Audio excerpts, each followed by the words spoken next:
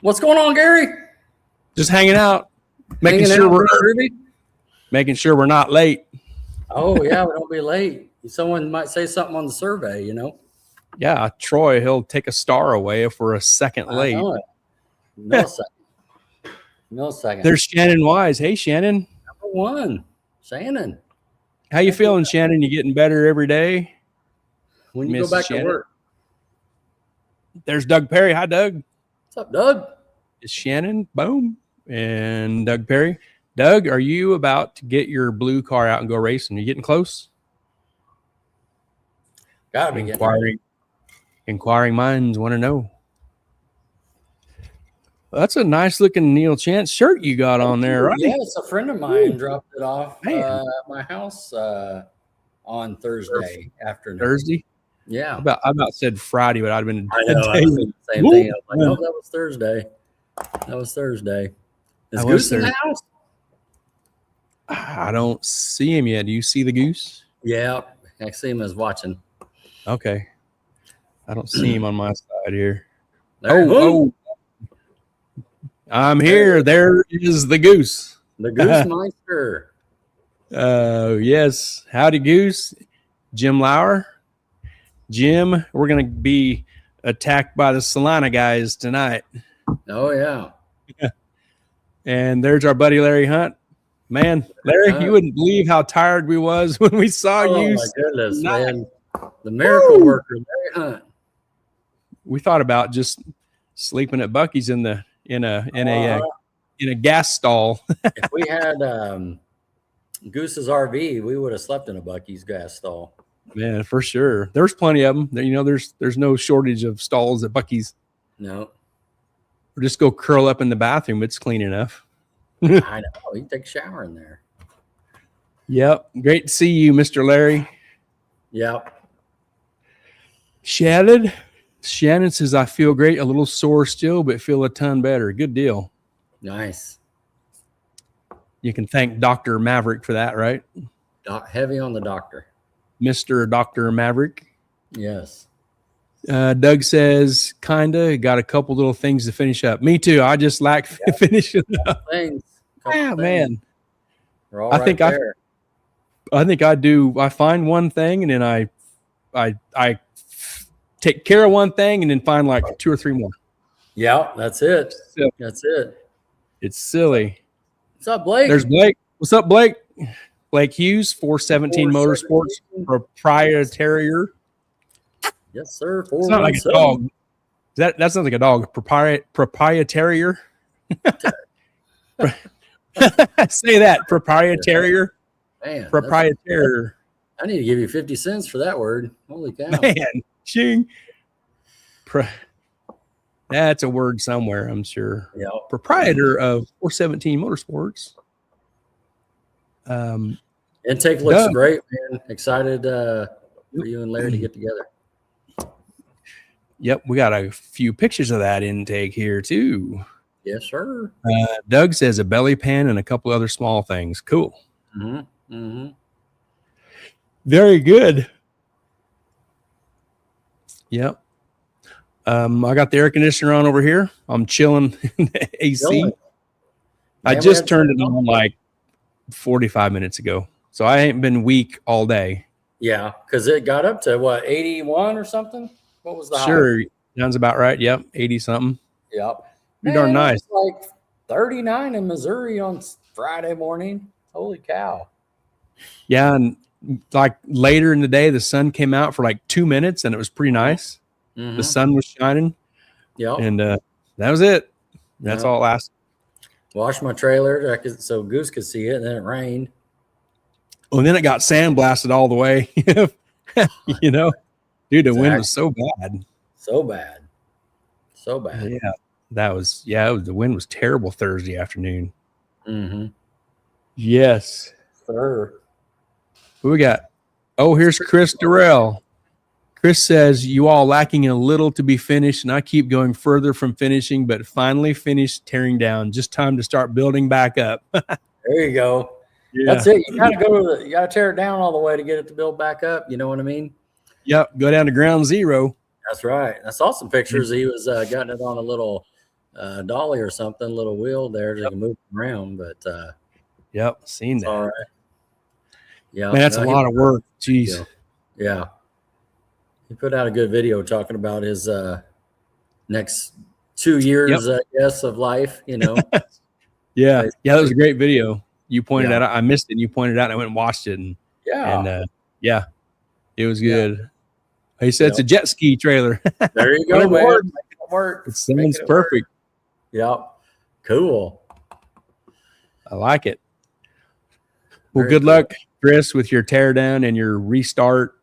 Man, this is hard just doing what I'm doing, trying to revamp, restart into a different combo setup. Man, you got two more hard. Things. Oh, man. Yeah. Man, we had a busy weekend. Yeah, it started Thursday. I was going to say Thursday after work, but it was earlier than that. Yeah. Ducked out of work early. Yeah. I left work a little early. Yeah, you're over here at 1:30-ish, 1:40-ish. I worked a part-time day. I only worked 8 hours. Only 8, yeah. Loser. That's part-time. Yeah. Yeah, Chris, thanks, guys. It's a real overwhelming, but we'll get there. Yep. You get. Hey, one little item at a time. That's what Gary's saying too. Just kind of work on this, work on that. Yep. Well, I guess we better say Mr. Harper isn't going to make it tonight on the show. He didn't get away from where he was at in time, and so we'll catch him another time when it works better on his schedule. So no big deal. No big deal. He still holds the record. That's right. Yep. But he'll have to get in and out and stay ahead, or Larry and Al will catch him. Yeah, well, or Mark even in a couple of years. If you think about it. And Mark, right? Yeah. Blake Hughes. Doug says that's pretty much starting over for you, Gary, but you're going in the right directions now. Yeah. Man, I'd rather it just put itself back together. I know it. Yeah. Blake is right. 8 hours is definitely part-time. Yep. I think we were on the dyno for 11 hours, weren't we? Oh, I think so, man. That was a long day. Yeah. We had a Hardee's break for a minute. I don't know if it was any good, but we was hungry and it was delicious. It wouldn't have mattered. He could have went out back and rubbed some 2 sticks and some mud together and we would have ate it. That's right. I was still kind of full from Texas Roadhouse the night before. Oh, man. Dude, that was so good too. Yeah. And breakfast at Waffle House, man. Yeah. We made the 3 stops. Texas Roadhouse, Buc-ee's, Waffle House. And Springfield has it all. Isn't that terrible? We don't got nothing here except Roadhouse. Man. Oh, Blake says he just clocked out about 45 minutes ago. Dang. Good news, Blake. Since it's Sunday, you get double time. So that's right. Pay yourself. Make sure HR knows, right? Yeah, exactly. Make sure your boss knows, Blake. Yeah, that's right. Hope that was in your contract. That's good stuff. Yeah. Let's bring our marketing partners up. Let's bring them up here. Bow. Let's give a shout out to these awesome partners. Titans of 10.5, the fastest small tire series in the Midwest. CMB Chucks, Metal Buildings and Construction. Harry Street Carpet. Ozark Raceway. Mobile Recon Mobile Detailing. Ultra Color Collision Repair. TNS Race Cars. And Sandlin Iron and Metal Auto Salvage. A huge, tremendous thank you to these awesome partners hanging out on our podcast with us and racing with us in 2026. Heck yeah, man. Yeah. What a great show last week. I think I listened to that 3 times. And Mark was great. He did a great job. I'm super excited about Ozark and what they got going on. And that was some of our adventure down when we went to Springfield there. But yeah, Blake made a good point. He didn't realize you're supposed to get paid. Yeah, that's what he says. He says you're supposed to get paid for this. You got to read the small print, right? You got to read the small print, right? That contract. What he's doing is he goes in on Sundays to so he's not as for keep Monday calm. You got to go in a little extra to. If you go in on Sunday, like like by yourself and lock the door, you can probably get like 4 days of work done from a regular day of getting phone calls and calls and yeah, people like me messaging him. Hey, Larry says you guys still had pep in your step while walking to Buc-ee's for a sandwich and cheap salt and pepper shakers. Oh, we were feeling good. I didn't know Goose was going to rent out every hotel in Springfield. Man, holy cow. Yeah, we found out the hard way, didn't we? Yeah, we did. We ended up walking home. Yeah, pretty much. We slept under the bridge, I guess. Yeah, exactly. Gave Larry Hunt our last money. Yeah. I was so hungry, man. We got into Buc-ee's and the brisket burrito sounded good. Yeah. The chicken strips and French fries sounded good. Right. The sliced brisket sandwich on the heat lamp. I was like, I wanted to get all three of them and then start eating one and figure out which one I really wanted to eat. But that was a real dumb idea. And oh man, if I ate all of them, I'd be asleep for sure and not be of much help keeping you awake. Yeah. Co-pilot. Man, head out the window trying to keep awake. Here's a funny quote. I text Larry Hunt and I told him I was at pump 213. That's right. 213. And he didn't question it. Here he comes. No, he drove right to it. Drove right down, right? Yeah. 213. He knew where 213 was at. Trip have 10 pumps, for Pete's. Yeah. Well, I don't know how many islands there's, but there's 8 pumps on every. Golly, it's a bunch. Yeah. There's AJ. What's up, guys? Hey, AJ. Did a little race. AJ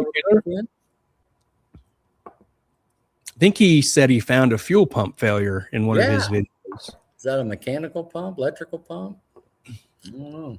It's making so much power as it just sucked her dry, maybe. All the more. power. I don't know. All the power.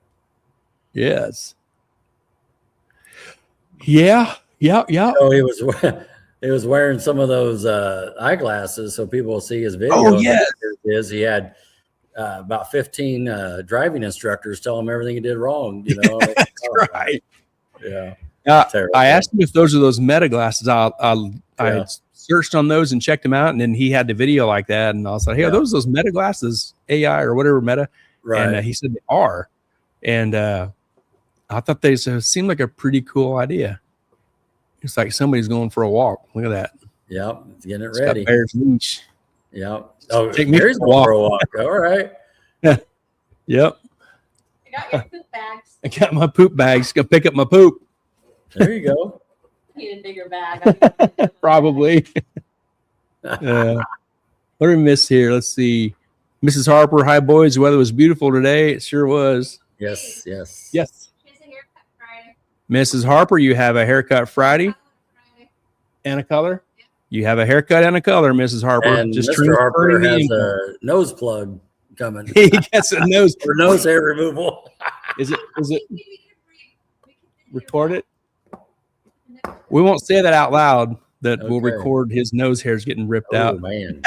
Get top Don't mark. tell him. Don't tell nobody. Yeah.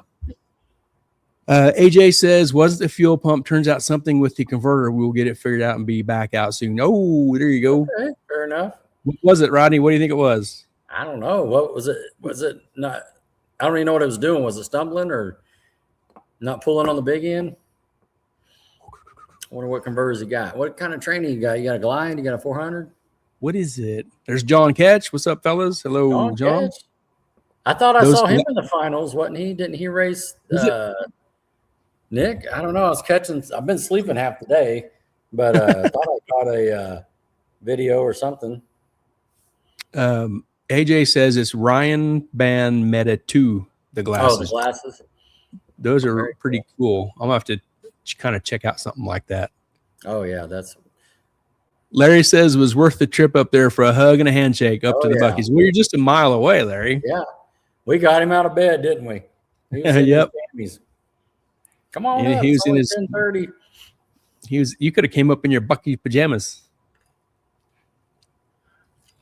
Yep. Oh, Eric Monosmith, man, what's going on, Eric? How you doing? He says, what's happening, guys? Dude, he's like a legend in Salina. Him and his brother Blake, the Monosmith brothers, man.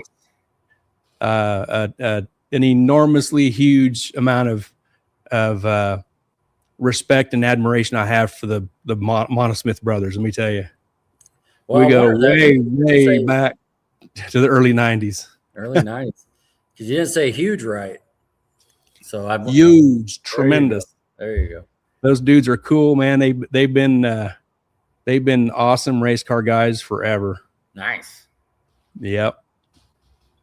Eric, I'm sure I'll see you on May 3rd, that Sunday. I will see you. 3rd it is. Yes. Thanks for chiming in, Eric. Nice to see and hear from you. Chris Paget. Hey, folks. Hey, Chris. Chris was out racing the wagon. Racing. He had a running automobile. Oh, AJ says Ray-Ban, not Ryan Ban. Okay. Ray-Ban Meta 2. Got it. Eric says, I'll see you then. Eric, yes. That's going to be a big deal. Shawn is here to talk about it tonight. Shawn and Eric. Big deal. You got to say huge. Huge, tremendous. Very tremendous. Pretty cool deal for Salina. Heck yeah, man. Josh Rich is it Sunday night already? It is, man. What happened to this weekend? The same thing that happens to every one of them. Poof, they're gone. Page. Yeah, they go so fast. You know, I always joke around about like who made it 5 days to work and 2 days off. And then I remembered it was Henry Ford. No, so man. Like, dang it. Could have made it 4-3, you know. Dang it. Now we're stuck. Yeah. Or unless you're like Blake, you got to work every day, you know. You got to work 8 out of the 7 days. Or if you're like Goose, you just work like 3 days. According to Donna, you just go out and feed the cows. That's right. You know what I mean? Come back in. I think Stanley Ray does all the work around there. Maybe. Yep. Well, you ready to roll into let's do it. A little bit of the stuff we did here and get ready for Shawn and Eric. Yeah, get the Salina team in here. 40 minutes. And we're gonna slide Eric and Shawn up because Harper couldn't make it. So we're gonna give Eric and Shawn a little more time and do whatever they want. So we're gonna kick off our weekend. Thursday night? Thursday night. At the Roadhouse. Woo! Yes. You know what I was thinking about? Is this the same Texas Roadhouse? There's got to be more than one in Springfield. But remember that Al and Larry went to at the bank, when we gave them those coupons at the banquet? What the hell? Oh, right.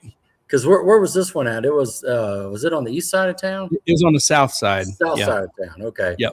Yeah. But it was good. Good time. Weather was, at this point, the weather was great. Steaks were awesome.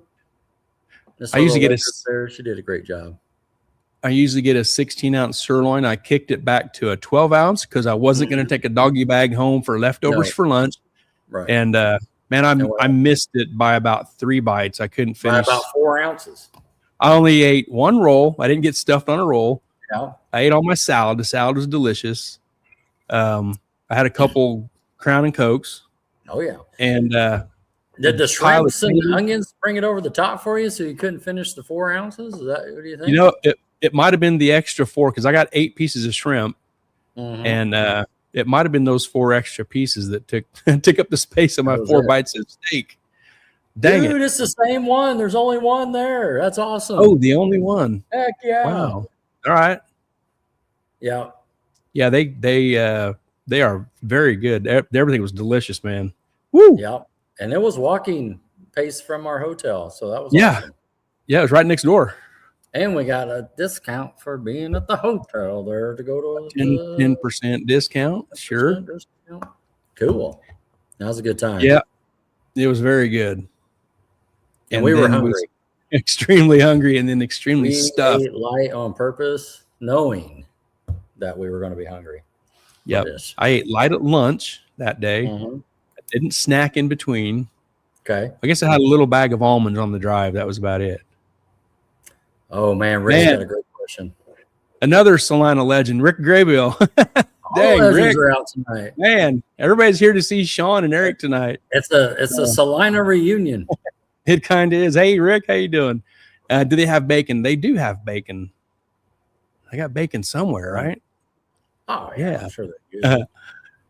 Larry says only 15 miles from Ozark Raceway Park. There it is. Yep, it was delicious. All right, that was the highlight of our trip on Thursday. Bucking the wind wasn't cool, Bucking but we the made wind. it. It was so Holy bad. Hey, We were then just- there for a second, you're like, God, did the wind quit? Yeah. But the direction of the road is like, no, it's behind us. Yeah, it's pushing us now. And then it he's goes going back 85. Yeah.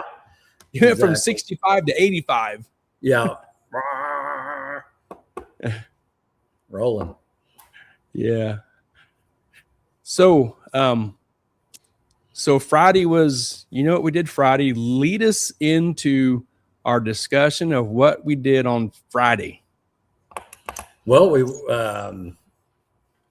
got up Friday and headed over to Horsepower Proving Grounds. Is that right? That's it. Yep. I And should have pulled up the deal. nice little drive over there. Started sprinkling on us a little bit, and Shote said he'd meet us there 30 minutes after so we can get the car set up and everything. And met was it Stanley? Clayton was one. I forget the other guy's name. Clayton and Nate. And so we met them out there, and they had to move some cars around real quick. And and then Wes showed up as well. That's a nice shirt. Look at And that. and so got the car warmed up, kind of out, in the drive area a little bit, and got it strapped down. And it was good.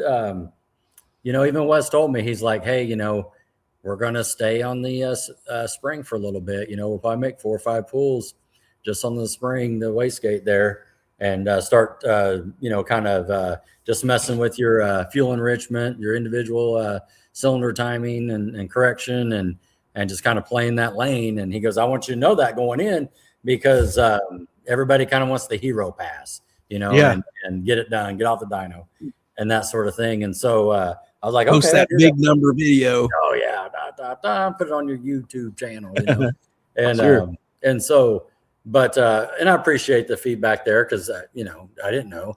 And so, but it's funny, when I told Mark Brown at Advance that, the first thing he says, like, oh man, I like this guy, that's smart. And he's taking it easy on the engine. And so we did that, and got the car all warmed up. We kind of did like a walk around of the car, there they got it all settled up there at Horsepower Proving Grounds. Got the wheels off, got the hubs on, and got kind of some cameras set up and that sort of thing. And we took our carts like we'd be at the racetrack, training coolers and blowers and all that. And so first few pulls, kind of just getting going on the gate. I think it made like, what was it, 878 or something, like something like that range. And so that felt, thinking cool. And he's kind of, you got to remember, this motor's only been fired up like 4 times, and he's soaked.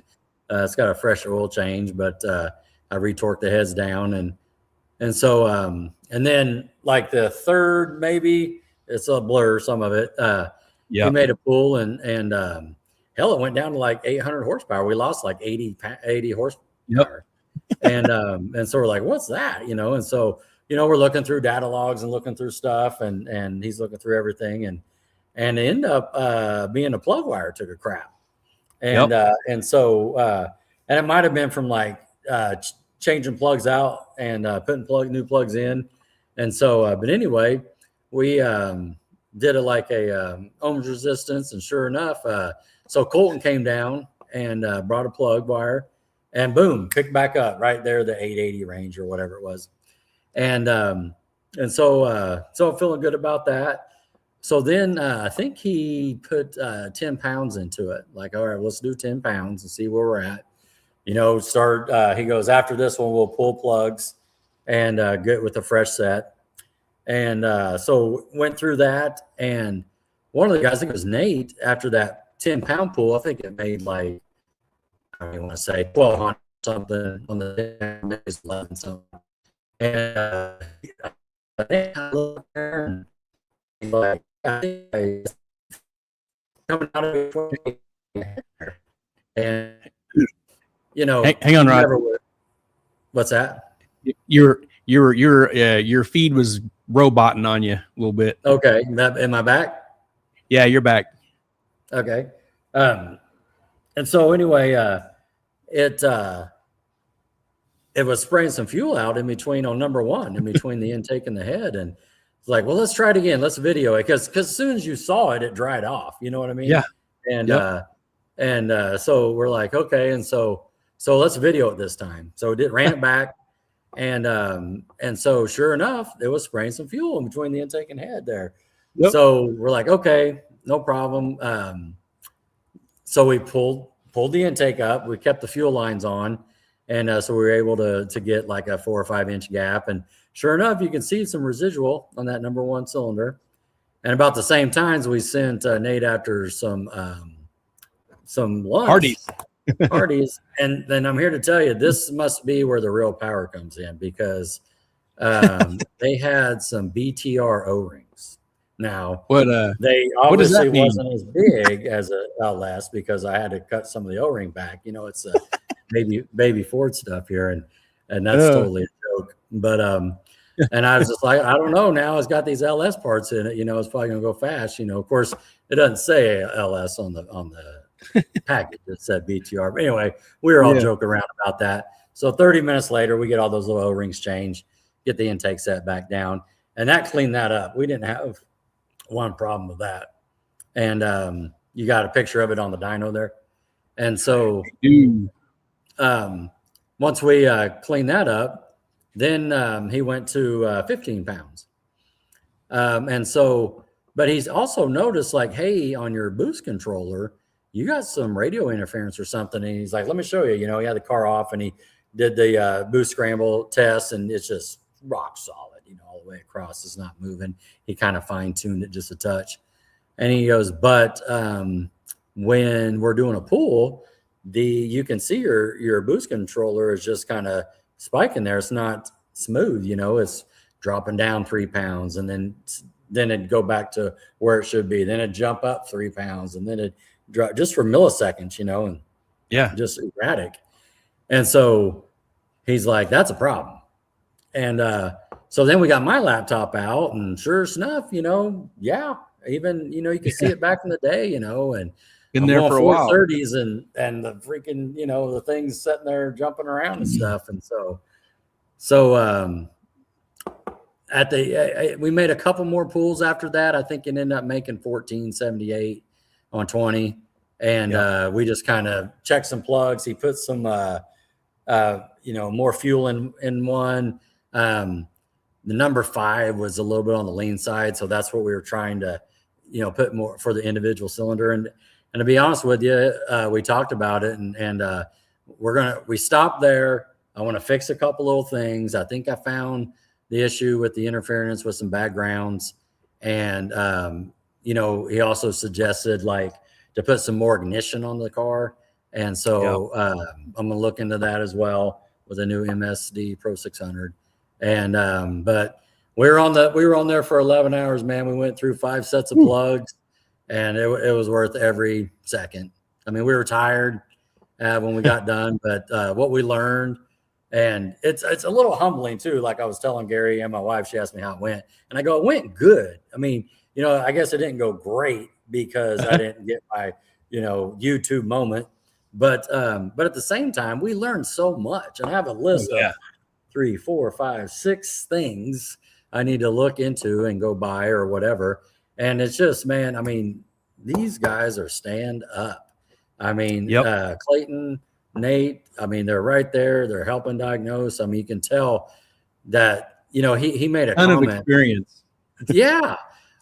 Another thing we were kind of diagnosing with the air with that with the boost controller is maybe the wastegates are too close to the cement, right? Right. Yep. And so we raised the car up off the ground as well. I mean, these guys they know what they're doing, and it's like, hey, let's try it, and so maybe getting some back pressure that way. And but I think, after bringing the car home, I figured out kind of what's going on. I need to clean up a couple things. Taking Schultz's advice, watching some YouTube videos on grounds and that sort of thing. How he's got his car. There's some dead smoking guns on my car that I didn't ground right, and so I'm going to fix those. And before we get until the real boost, you know what I mean? Yep. Because like you said, he's like, I can see why you leaned your car out in Tulsa, and so, but and of course, Mark, even with that report, he's like, man, I love this dude, because That's right. wants the big number, if you will. But very satisfied. We were tired, and then so Very. long story short here, we're thinking we got the room for 2 nights, right? And so we did.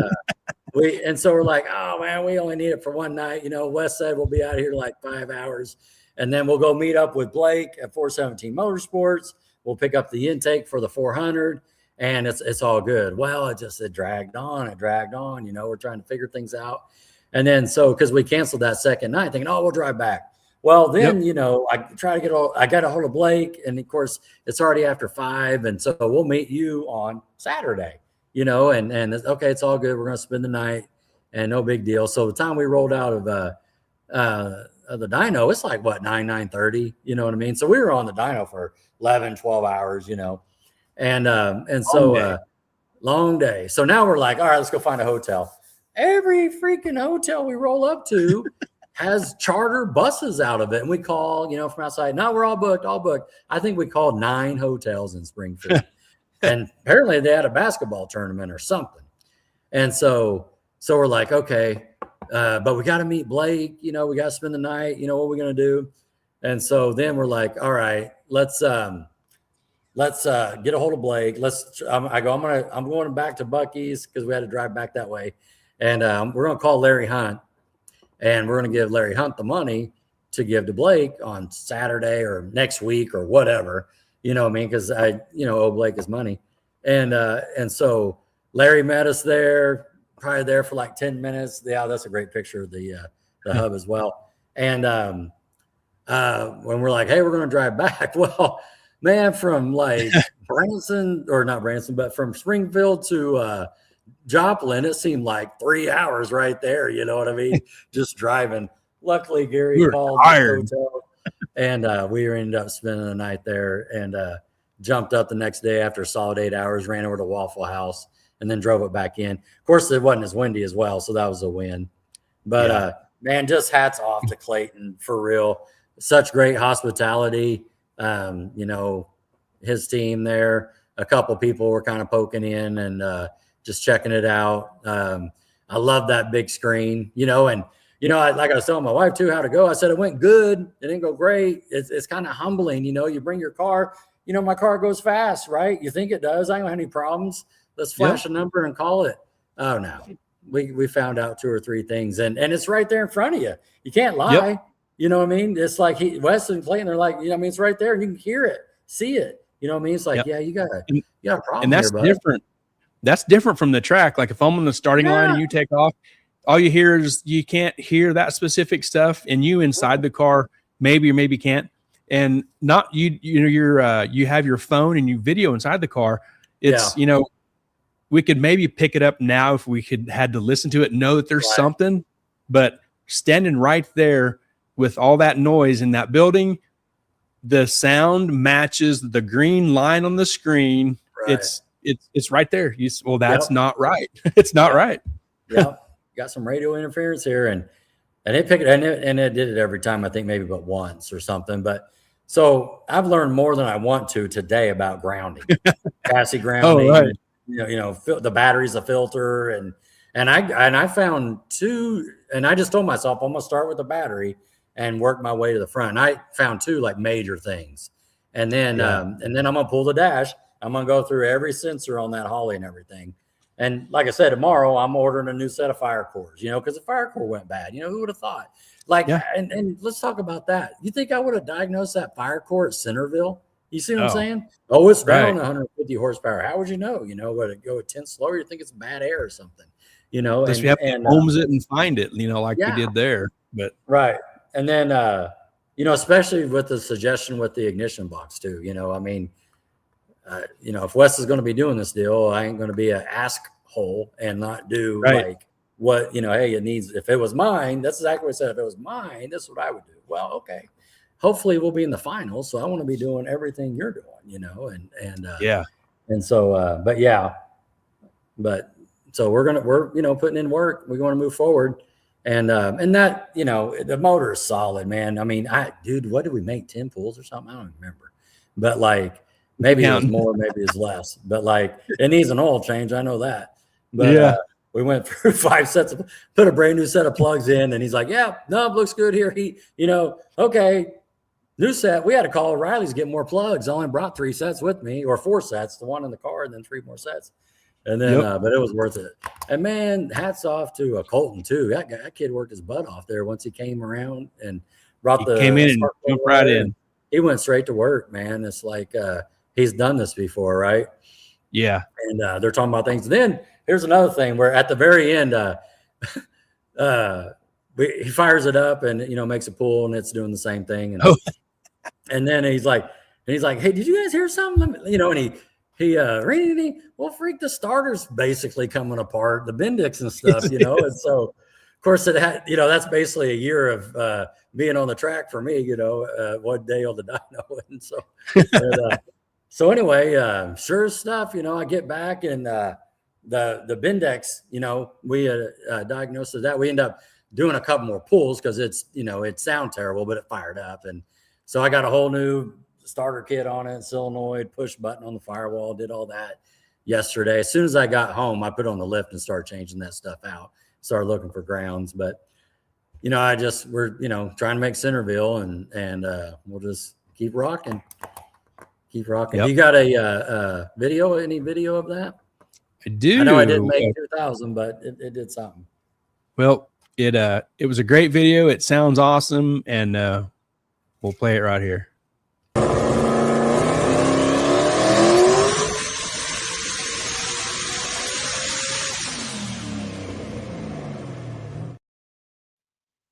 There it was. That was probably the 10, because they did like 10 and 15. That was probably the 10-pound, maybe. Yeah. I think around 11 or 1,200. Yeah. But no, it was a great time. It's nerve-wracking, man. I'll be honest with you. And but I mean, it was awesome. It's a good time, great group, and we'll definitely be back. And I think I'm on to cleaning up these little things here, and it's just going to make the whole thing better, Yep. And so I'm excited for that. But hats off to Clayton. Hats off to Nate there. And, Nate, okay, right. Clayton and Nate. Yeah, and those guys were they were awesome. They've seen a ton of stuff come across that dyno, lots of different scenarios and situations. So whenever there was something, it was always click, click. Just the brains were storming immediately. They're very sharp. Yeah, it really was. Yeah, they know what they're doing. There's no doubt about it. I think he said they were talking something when we were strapping it on. I think they've had 8,000 pulls or something. They were doing something. He brought up that number, and I think he said 141 pulls last year. And, didn't he say they got like 17 appointments set up in the next 3 weeks or something like that? Just awesome. They were on the dyno today, and Saturday. And what was cool, we were only supposed to be on there 8 hours, but they stayed. You know what I mean? And and how could we not stay? You know what I mean? Where I mean, so it's just it's good stuff. I'm impressed. I think back in the day, I put a smaller horsepower. I'm talking 400 or 500 horsepower car on a dyno and a roller. Just to do it. And but this was pretty cool. I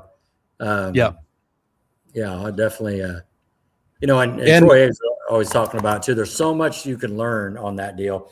This little noise deal we wouldn't have found at the track. That intake leak we wouldn't have found at the track because the time to get the hood off, get back, all that is cool. You know, evidence is gone and that sort of thing. But yeah. I'm gonna catch up on some comments here real quick. Mr. Harper, Gary Harper, he says, "What's up, guys?" He's on the road home. I think he's Thanks for up tuning in, Iowa. buddy. Yep. He's in Iowa somewhere headed home. So we will hook up with him again real soon and have a good time with Harper. Danny Davis says, "Two of my favorite small tire racers. You've done nothing but make mad where it is now. You should be very proud of yourselves. Can't wait to see what you guys do this year. Hopefully I'll be in Kansas to see you guys this year. Good luck all year long." Thanks so much, Danny. Oh, thanks, Danny. Great shout out. And you're our favorite Danny Long. Isn't that what his character was? Danny Long? Oh, yes. He would promote his shows. Yes. That's yeah. funny. That's funny stuff. Yes. There's Matt Ray. Larry Hunt says you didn't get a famous burger from Joe's Diner. We'll put it on our list. Oh, yeah. That's right. The little mom and pop shop. That's in the town where the dyno is in Stratford. That's right. Well, we settled for the Hardee's. It was good. Yeah. Mr. Don Irwin says Wes and Clayton will get you fixed up. You can learn a lot at Horsepower Proving Grounds Hub Dyno. Yeah. 100% fact. That's 100% right there. Tim Alt, good evening, boys. Good evening, Amarillo. Yes, sir. Jim Robinson says, "Hey guys, talk to your man at Mel Hamilton." Yeah, done tomorrow morning, sir. Yeah, yes, sir. Check on two of them. Yeah. Mrs. Harper says, "When is Centerville?" Yep. April 17th and 18th. Yep. There's Eric Knott. Eric says, "Looking good, Rodney." Fellow small block Ford guy. Yeah, appreciate it, Eric. Larry Hunt says, "I know Clayton since we were kids, graduated high school together. He's the real deal." Cool. Yes, super cool. Heck yeah. Cool. Oh, Melissa says 20 days. She's got the days down. Man. She ain't playing. Golly, it sounds closer when she does that. You know what I mean? When you say, "Oh, it's in April 17th," but it's next month. It's the middle of next month. Yeah, and that's far away. My son told me how many days of school he's got left, and there's not very many. Oh yeah, I bet it's not many. May 15th is the last day. Jeez. Yeah. Let's see. Okay, so talk about that intake manifold from 470. Yeah. So yeah, no joke. And so Gary's going to show some pictures here. So back in October, as you guys know, I was at Ozark, and we was racing with Jason Flowers. He let me use the car, and I noticed he had a 4500 flange on his intake. Where his elbow came up to, and I'm like, "Oh, that's cool," because you could tell there had been some work, some machining, welding, and I'm like, I was like, I like that because my 400 was a 4150, and my 427 is a 4500. I'd like for them both to be the same, and so he's like, "Well, I didn't have it done, but I bought this motor from a guy, and apparently 417 Motorsports did this." Fab work. And I'm like, okay. And so, we getting through the winter and so I called Blake one day. I was back in, November, December timeframe, November, whatever. And I'm like, "Hey, I know I got the 400 at the shop getting work done to it. And I was like, "Hey, is there any way you can, if I send this to you, if you can make it a 4500? And he goes, "Yeah, I've done a few of them." And I go, "Yeah, I saw one that you did. And I really liked it." I go, "But I want you to raise it up a couple inches as well. We got to put some velocity stacks in there, if you will, because the way the 427 is set up, Gary Putnam redid the tubing and everything. And so we did some measurements, and this is what we got to do." And so he, put it on his little machine, CAD drawing, I'm not sure exactly. And showed me some proof pictures, what it looked like, and went straight to work, cut it down here, as you can see. And then got this piece here that he made, and he was showing me kind of pictures along the way, and then it was just the other day he called and he's like, "Hey, it's ready. Show me some pictures of it done." And I go, "Okay, I'm going to be in Springfield on this, the 27th, and so I'm excited to pick it up. And man, just looking at it here, did a great job. I'm excited to like get it powder coated, get the fuel rails back on it, and kind of get it cleaned up and get it all black again. And hats off to you, too. I mean, did a great job. I'm excited to see it in person.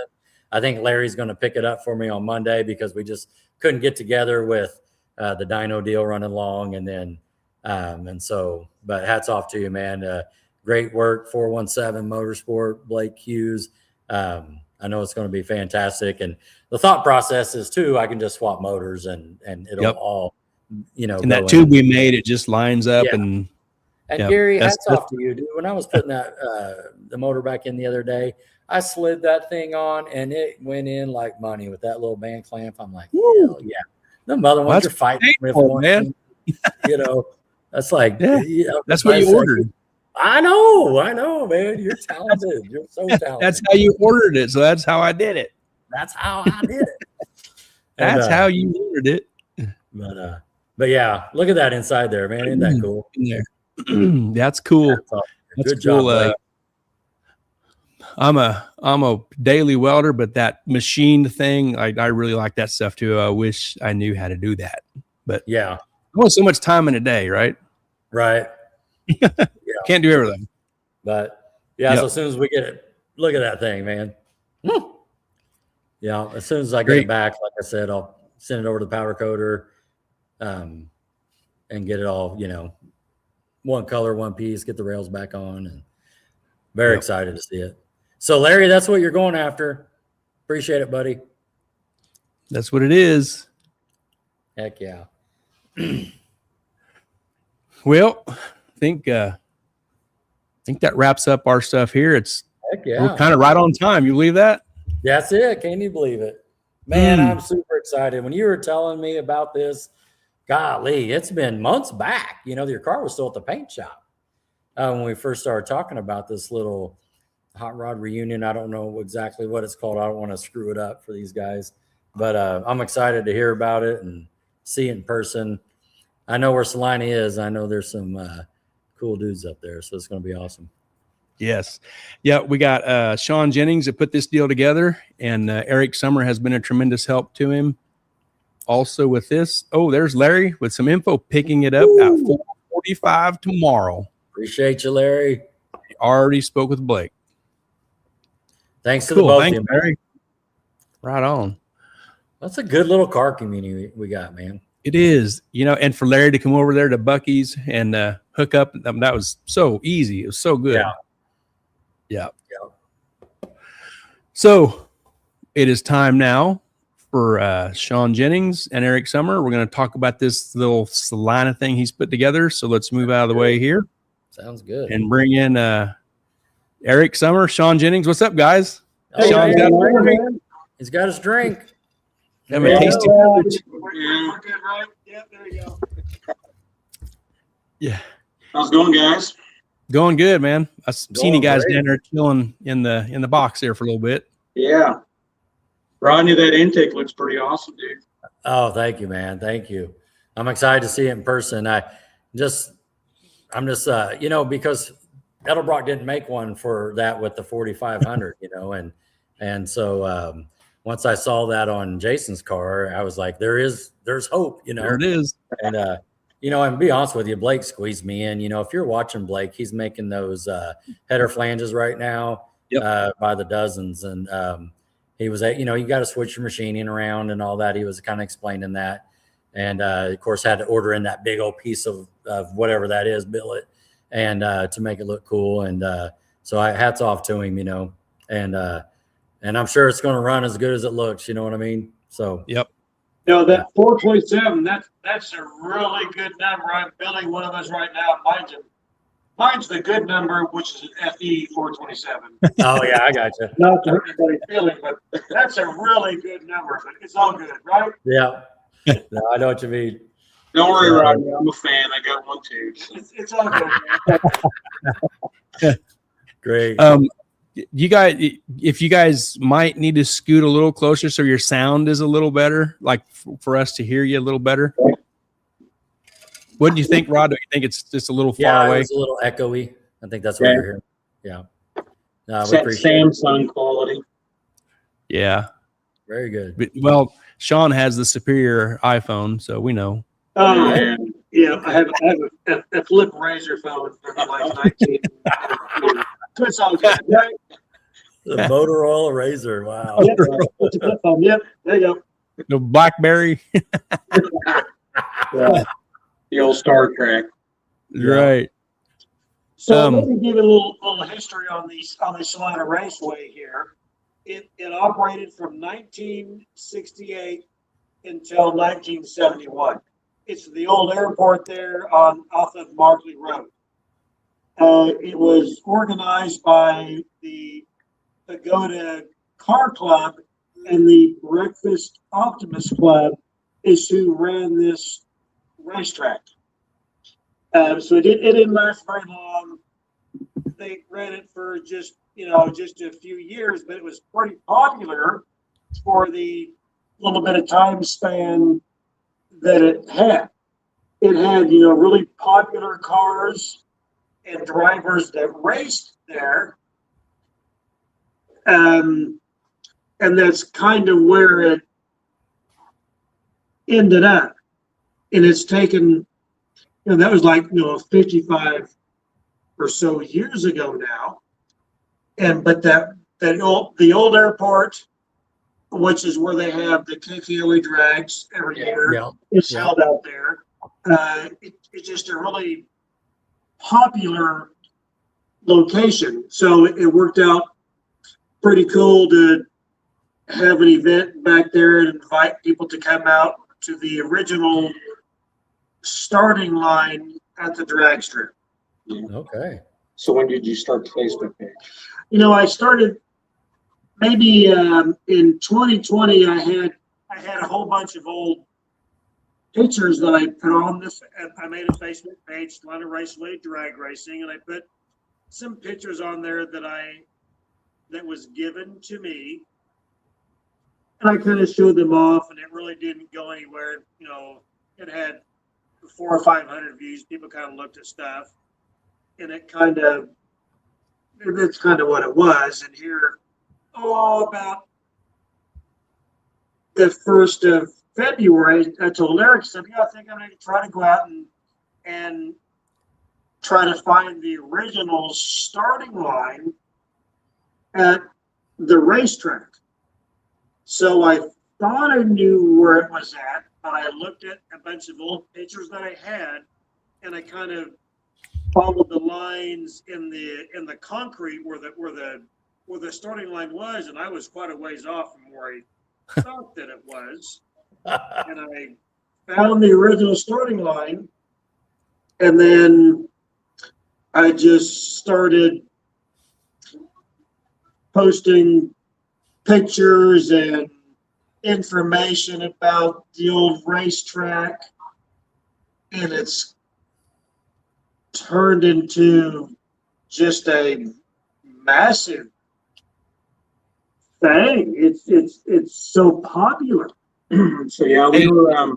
Can you guys get a little bit closer to your camera? Yeah. For your, and maybe turn your camera up a little bit, maybe get a little closer. It's still kind of hard to hear Shawn. Okay.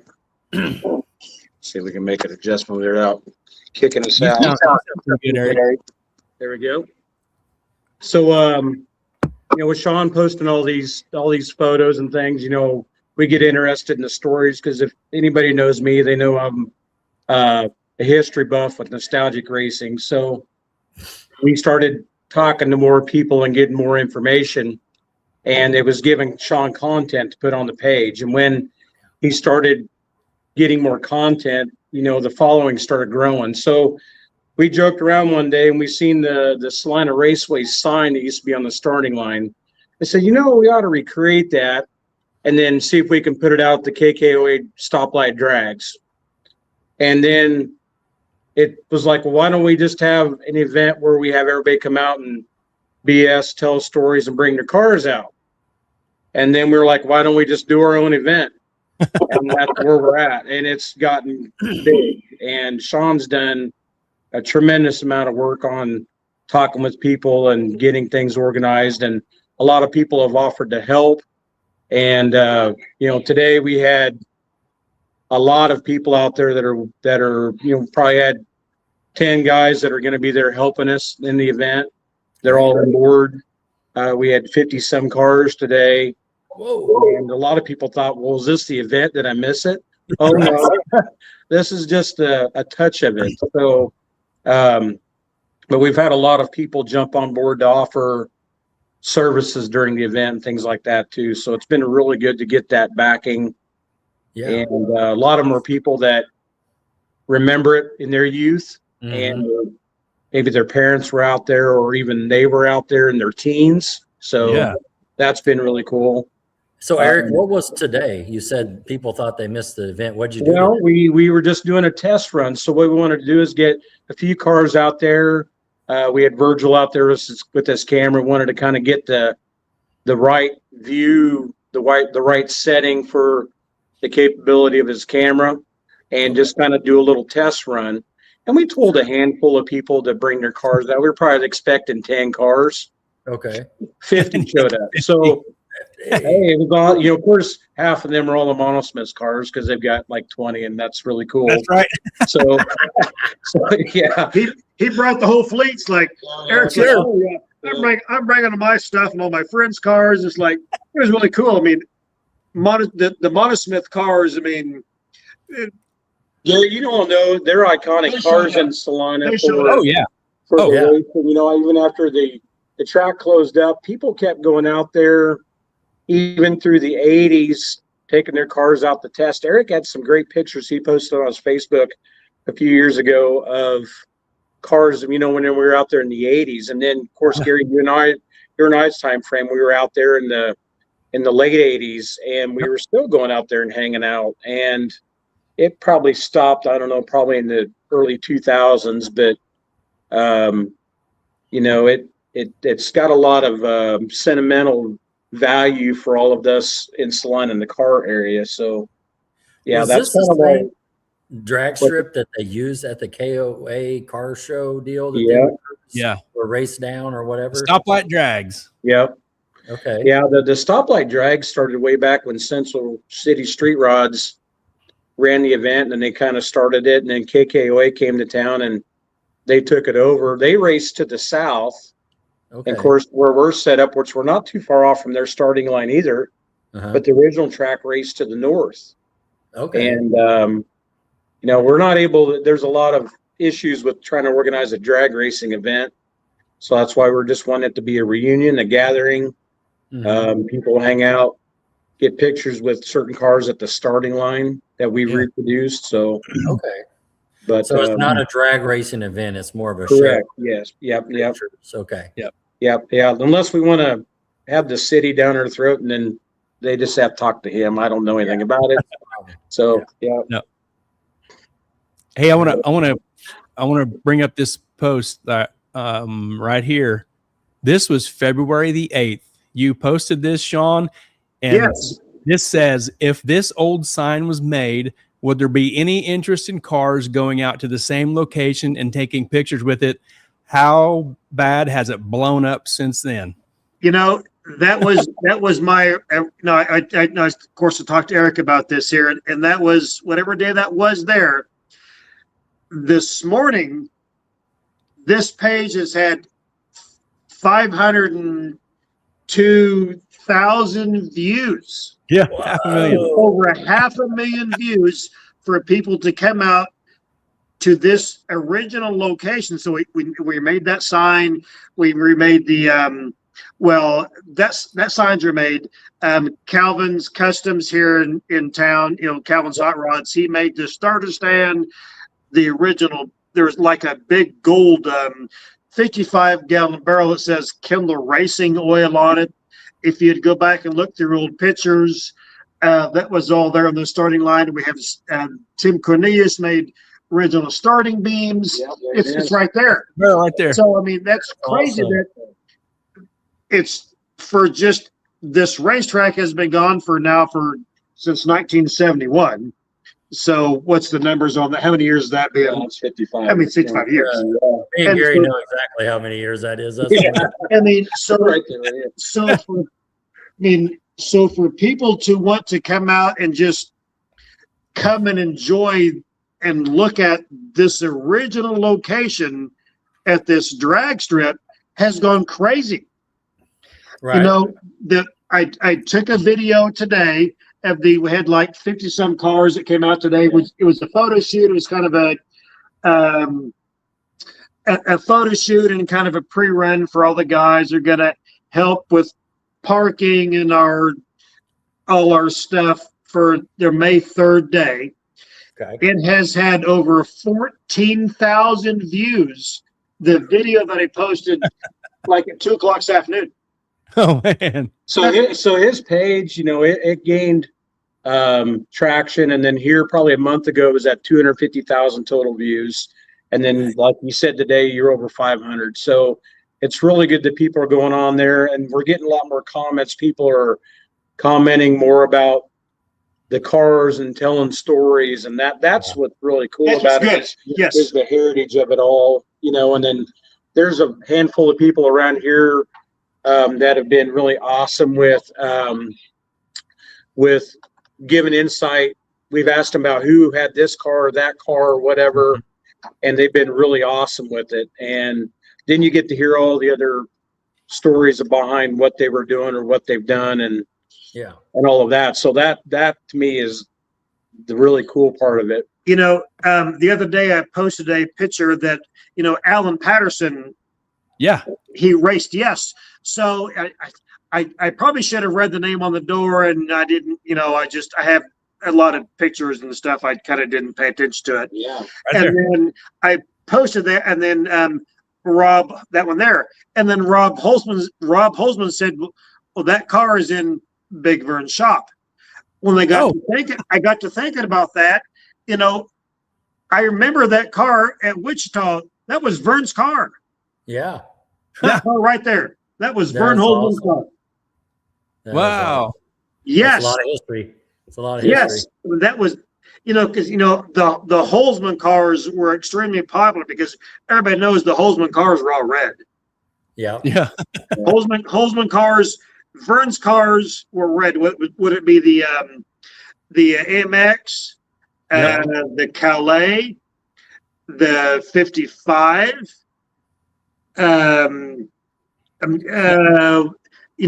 Rob had what else did Rob have? I'm trying to think. Beretta, right? Yes. Yep. Yes. Holzman cars are red. And I forgot, and Rob said, well, that car's in Big Vern's building. It's like, well, I remember that car. Yeah. And they had the it's really cool with some of the other stories. You talk to people like, our friend Dale Kwasniewski, he used to install cable, and he was telling me stories where he had to go down the guy's basement and hook up some stuff, and this guy had pictures all over, and his dad was one of them that ran one of the wheel standers out there at the racetrack. Oh, They moved wow. here from Arizona, so this was stories from back then. So it's really fun to put it all together and learn. We learned a lot with Dan Fritz that ran Precision Auto. Yeah. I met years ago through Charlie Rucker, and I'm a punk kid back then. I didn't know anything about it, but that guy was hugely instrumental in sponsoring cars, building cars, and everything for out there. So, that's really cool to see that. And then his daughter's been huge with stories and pictures and stuff for Shawn's page there. So Lori Fritz. I mean, she's very helpful in information and pictures and stories, and she's going to help create a event page that we're working on now for this thing we're doing on May 3rd. She's one of them. We got Virgil Cersei is doing one, and Kelly Monosmith is doing one. We're going to have multiple pages that people are going to create about all the pictures and stuff that they took today, and so they can show their pictures. Today was a huge day. this has gotten so popular just for an old racetrack that's been gone for so long. So a little bit of history too at the track was it was an AHRA sponsored or sanctioned track. And Shawn and I have had the privilege of looking back through a lot of AHRA publications from back then, and almost every one of them either had Salina Raceway, Manhattan, Kansas, KCIR, Wichita, all talking about it. There were record holders. So you have Ed Garrison from Salina was a showroom stock record holder. There were several other ones out there that put this track on the map, and then when you got dealerships back in the day that all had race cars, so you had Sid Bacon Dodge was a big one. There was an article that Shawn shared where they brought in exhibition funny cars. They brought in a Playboy bunny for the trophy girl. They brought in all sorts of stuff. And that, when you talk to people, that was probably one of the biggest days a track ever had. Back then you had, dealerships to be Ed Bacon Dodge, Law MacArthur had a car with the Franklin drove. The Rustiak Ford had cars. Art Carlton drove the Rustiak cars. You had the Schofield Pontiac. Yeah. We seen those cars that they sponsored a car. We had Bell Motor Company, which was an AMC dealership out of Salina. They had a Rambler Scrambler out there back in the day. Didn't Art Carlton start Innovators West? Is that the right name? Yes. Okay. That's a whole other story with Art Carlton. Art Carlton is probably one of the. Well, I think he's in the NHRA Hall of Fame now, and Art's a superstar just all by himself. I mean, he had back at that day he raced a 60 Falcon. It was called Switcheroo, and then he drove had a 69 or 70 Mustang. It was called the Ecstasy Mustang, and I believe that car is actually in Jim Robertson Valley Center. I believe it actually has Wayne's brother. Yes, yes. I believe Jim actually has that car. So Art Carlton, as far as the Innovators West and the Switcheroo was a Falcon. I actually have articles that I haven't posted on Art Carlton, Switcheroo, Ecstasy Ford, and Innovators West. So Art Carlton was very instrumental in the drag racing in this area, and he had the black and white 57 Ford four-door that he started racing that had the Paxton supercharger on it, and that's where him and my dad got connected, and that's how come the Paxton supercharger ended up on my dad's 57 Ford wagon. Wow. Really? Yes. Oh, wow. So Art Carlton is very instrumental in Salina Raceway, in NHRA drag racing. Art Carlton is a legend and a superstar just all by himself. You can do a search on that guy. He's a superstar. So, how can I find out about this? Do I go to your page, or you got another page being developed? Well, probably the Salina Raceway page is the best one. You can go back through a lot of the posts. Shawn's tried to spread them out a little bit so you don't flood the page, but he's done a really good job with it. There's been some articles we found, some newspaper clippings that he's got to post yet, and we've posted some already. It talks about certain records and things like that. What was cool is the Salina paper, local paper, used to do a write-up all the time of the winnings out at the airport. And if I understand correctly, that gentleman is still alive. Yes. Oh, wow. So it'd be neat to get him out there too. I think when Shawn's dad was retirement party or one of the parties he had, the starter showed up, and him and Gary knew each other. So There's still a fair amount of people already. Yeah, there you go. Okay. And It's Tom Markley. Yes, right there. so we recently had the privilege of going down to the Garage Museum, and they're nice enough to let us go through a box of stuff that Mr. Markley had given to Pestingers. And we got to go through that, and we got to find all of the information about the timing system and what it cost, and the legal paperwork that was behind the track. The city owned it, but people ran it, and the track was making amazing money. I think the weekly expense was $950. They were bringing in over $5,000 each weekend. They would have anywhere from 300 to 700 people show up. Wow. Which I'd like to put that against the golf course that probably caused its demise, but they were making really good money. But that was the hype of racing, So Yeah. when you're racing during the week or even on Sundays, and you're bringing in big names and funny car to run exhibition runs, that's pretty huge. So You bet. we found out that Mr. Markley was the president of the committee for the track. Dick Jennings, Shawn's uncle, was the secretary, and then Jimmy Dugan, Gary, you and I talked about him, and he was I believe, vice president. So that was really neat to see all of that too. So, Gary, what do you know about that Dugan car? Because you're from that area. So what do you know about that car?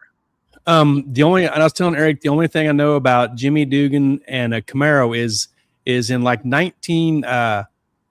I'd say summer of '89, Jimmy had a 69 Z28 rolling body for sale. It had torque thrust wheels, had a Muncie 4-speed, no engine. It was a DZ302 car, blue with white stripes.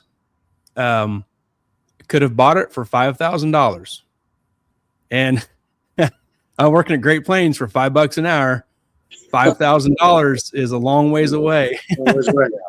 So I don't know if that was one of the cars they raced back then, but it was a super nice car, and I wanted to buy it. I could not.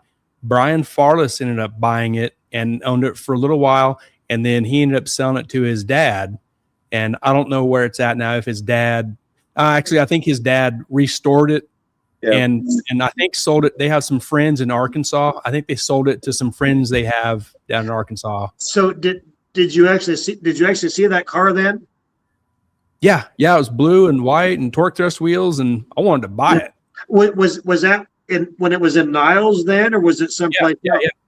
Niles. So we got a picture we posted of Shawn posted recently of a '68 Camaro that's lettered up pretty good. And some of these cars we hear stories.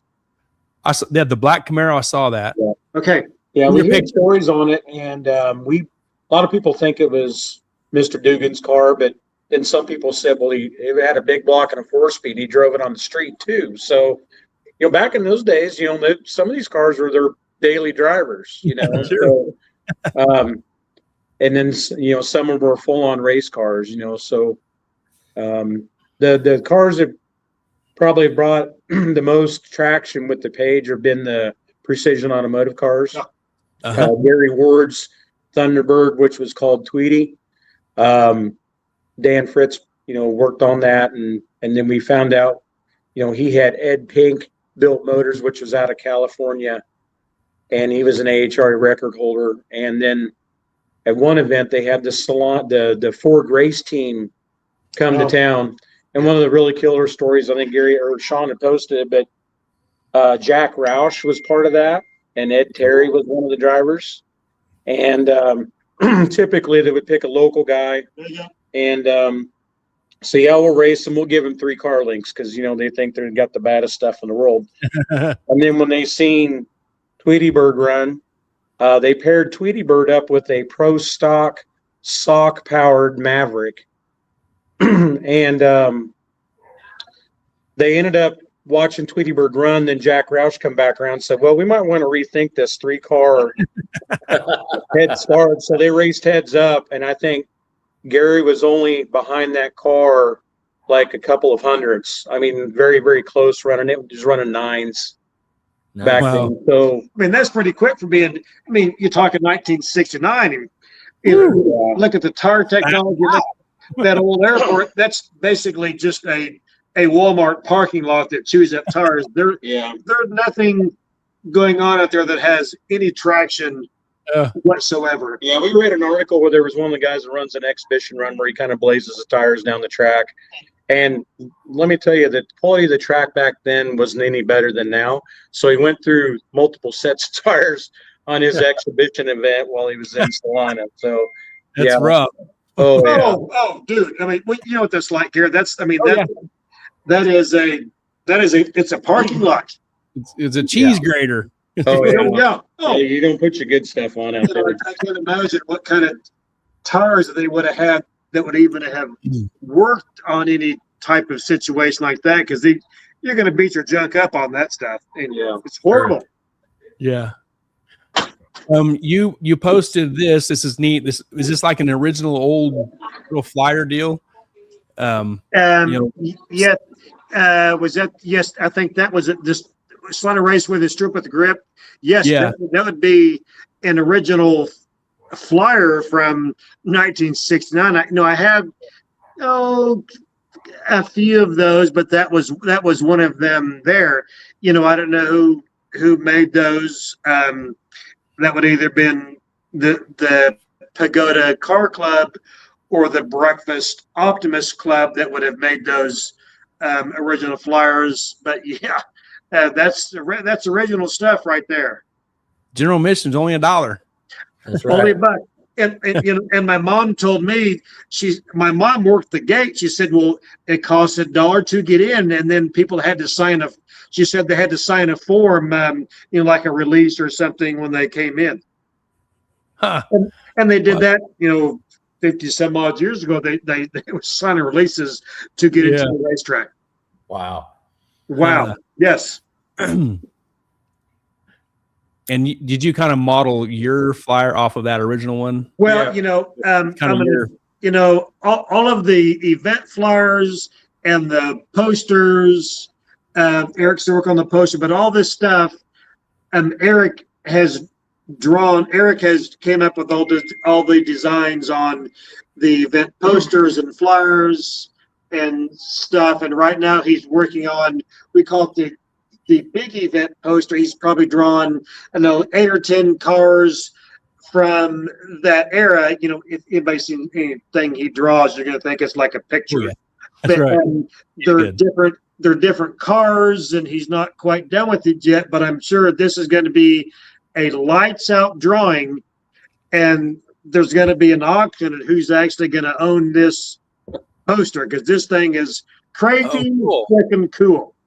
So yeah, that first initial one, I kind of joked around with Shawn and I made it real quick. I said, what do you think about something like that? And then, of course, the power of Chat GBT, Yeah. So, it's stuck. But what's really cool is both of those cars will be at that event. The Tweety Bird is coming back. Yes, he is. And that's the yellow car. And the other car was Dick and Gary Jennings' car, which Gary, what's Gary's last? Gary Felber. Gilbert. He's bringing that car. Yeah. That's my dad's old car.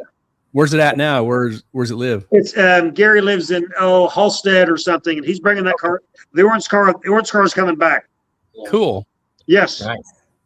So the other thing too, Gary, I've talked, and I'm sure you share with Rob, but Gary Ward, his son Greg Ward, is coming back and bringing his current race car so he can get a picture with his dad's car. So, yeah. So he races heads up racing and there it is. Yep. drag and drive events with a 565 big block Chevy twin turbos. Turbo, yep. The Tesla. best Tesla in the world, And I talked to Mark Brown the other day. He said, I build the motors for that car. So, so Mark's like, well, yeah, that's my stuff. He has your stuff. And I got this one friend that's bringing, what's that guy's name? It's bringing that, he had that red car that he painted silver. What's that guy's name? He's got a turbo and stuff on. He's going to bring it back. Yeah, I don't know. They call him Mr. P or something. Is that what his? Something like that. And he's bringing his stuff too. Is that what he's doing? Yeah. Yeah, it's that guy. Who, Gary? Who is that? I know that guy. Okay. I know him. This guy. Hey, wait, is it the carts in the background? Is it, that background card. Yeah. Gary, you better get the Yeah, move on. yeah. It's that guy. Yeah. I got some more stuff to screw onto it. Oh, yeah. No, It's gonna look weird. It won't have a wing on it, but and there might be a chance that Brad Waddle might be bringing his Mountain Motor Pro Stock car out. So he's going to try, not 100%, but that might be out there. You know, he recently had his first event of the year yep. out there. And yeah. So that's like the fastest IHRA mountain motor car in the country. Is that one of the? Yeah, we went 4.0s in testing with it. So nobody's ever won a 3 in a Mountain Motor Pro Stock IHRA Pro Stock, have they? I don't. Yeah. I mean, what do you think, guys? I mean, Rod, is that? He went 403 in qualifying. 4.3. Yeah, So, it was just in testing. He went 4.0s. Yeah. I don't think 4.0 399 in a IHRA Pro Stocker yet. Have they in that motor car? Not that Nope. we've heard. No. I mean, Brad, he's like 400 Right away there from with being a Yeah. mega. It's like a mega millionaire where you pull the handle on that thing and you can win the lottery and stuff. Is that what that is? Sure. Yeah. That's what it takes to operate these things. You know, Yeah, I mean, it's like you're going to bring, you got Greg Ward's car. I mean, for this day, this event, you're going to, bring Greg Ward's car. It's just testing with a couple turbos. You got Mr. P is going to bring his car. My crazy friend Mike Dukirk and the Silver Slipper funny car, the Aclaw funny car. He just loves to do anything. You got Brad. He's going to bring. Yes, you got Brad's going to bring his Pro Stocker. I mean, we're looking for. I think Eric Montesmith told me that Tom Williams is going to bring his dragster. So we're just looking at having cool cars that nobody really would get to see on any average day. I mean, you're going to see really cool cars to show up along with regular local stuff and local guys that want to take pictures at a starting line at a racetrack that's been gone for 55 years. So it's a pretty exciting day for Salina to be able to have all this stuff kind of come together and be really cool. Yeah. This is at Kurt's shop, right? Yes, that's I talked to Kurt. I mean, we all know Kurt. Kurt's a super crazy cool guy, and he's working on this car for Marty Chance. And I talked to Kurt and I said, no. He told me that car was in his shop. I said, no, Kurt, no, you really don't have a mongoose car in your shop. He said, oh yeah, I do. It's like, and the picture's like, you crazy? I can't say what I said, but so I'm hoping that maybe Kurt and Marty can work something out to where that historic funny car you don't have to do anything with it. I mean, just to look at that car, it's like, well, that car raced against John Brute Force in 1980. I mean, that's the car, right? Yep. Yes, that's just a cool, funny car. Yep. So Tim Alt says Amarillo will be there. Go ahead. Tim Alt, he says Amarillo will be there. Good. He will be Good. there. Amarillo. Yeah, Tim and I got something worked out. We got a little photo shoot we want to do. I know I'd sold my Galaxy, and my friend's going to bring the Galaxy back. I told Tim, I said, we got to get the 65s on the line and try to get some pictures there. So that's what this whole thing's about. There might be people that get 20 pictures of their car with other different cars. That's the point of it, So it's just a good time, good event, tell stories and things like that. Is that what it is though? Is just a big photo shoot? Is it a car show as well? Well, I mean, you're getting the car show, the bang for the buck. If it's a reunion, people can bring their stuff in. Maybe if it didn't race there. Trophies and classes is my question. What's that? Is it like a typical car show with trophies and classes? Okay, No. that's what I was, No. because I heard We have a car trophy show. grill. Does that count? Does the trophy grill count? Yes. So No, there we're will just be a gonna- trophy grill there? Is that what We you're got saying? trophy grill. We got trophy grill. Yeah, we're just trying to reproduce the event as much as we can without racing or anything like that, because, obviously the city permitting is just, it gets pretty in depth with all of that. So it's Sure. mainly just guys come out, see what we've done with reproducing the starting line. We got people that have raced there that have current cars they're going to bring out, cars that used to race there they're going to bring out, and then obviously all this extra exhibition stuff. And probably half of our fans might remember the track. A lot of them remember them as kids. And then some probably don't, but they've heard stories like myself. So that's kind of the fun of it, So if we can get kind of the old guys back to, together and start telling stories of Ed Garrison and Mike Gordine and all them, and you might hear some really cool stuff, and That sounds great. that's kind of the fun of it with that. And Mick and Dodie Franklin. Oh yeah. Oh yeah, I mean, they're going to bring the old trick truck coming back out. They're going to bring it out. That's going to be really exciting for a lot of people to see the old truck. These things it's not just about people. It's about a family thing. Yeah. So so many families are going to come out because they remember and they race together and they watch stuff. So it's just, it's going to be really cool to have people come back out and enjoy the original starting line and remembering stuff. Carol Rucker, she's going to, she's bringing old Charlie's old Mustang back out there, and she was out there today for our right there, and the old Mustang. So it's just, it's going to be a really cool day for people to sit and remember and talk about race cars that ran there and people that were there, in just the history of a track that's been gone for so long, but everybody always still talks about it. Yeah. Is this Charlie's Mustang that he used to race that we know of? Yeah. Okay, Yeah. so They put it back on the street. They pulled the race stuff out of it, put a mild small block back in it, and wow. yep, drive around. So when they show it at the shows, they've got all the photos from back in the day and what it used to look like and things like that. So, Right. that's kind of the fun with that. So, and of course you got Eric's the old red number. Yep, there you go. So is this from today? Pictures from today? Yes. Yep. Okay. You got the old superstar Gary. You got that old Ed Garrison picture there. The old red 55. You got that one there. Yep. There you go. So Ed back in the day was he worked for Sid Bacon Dodge.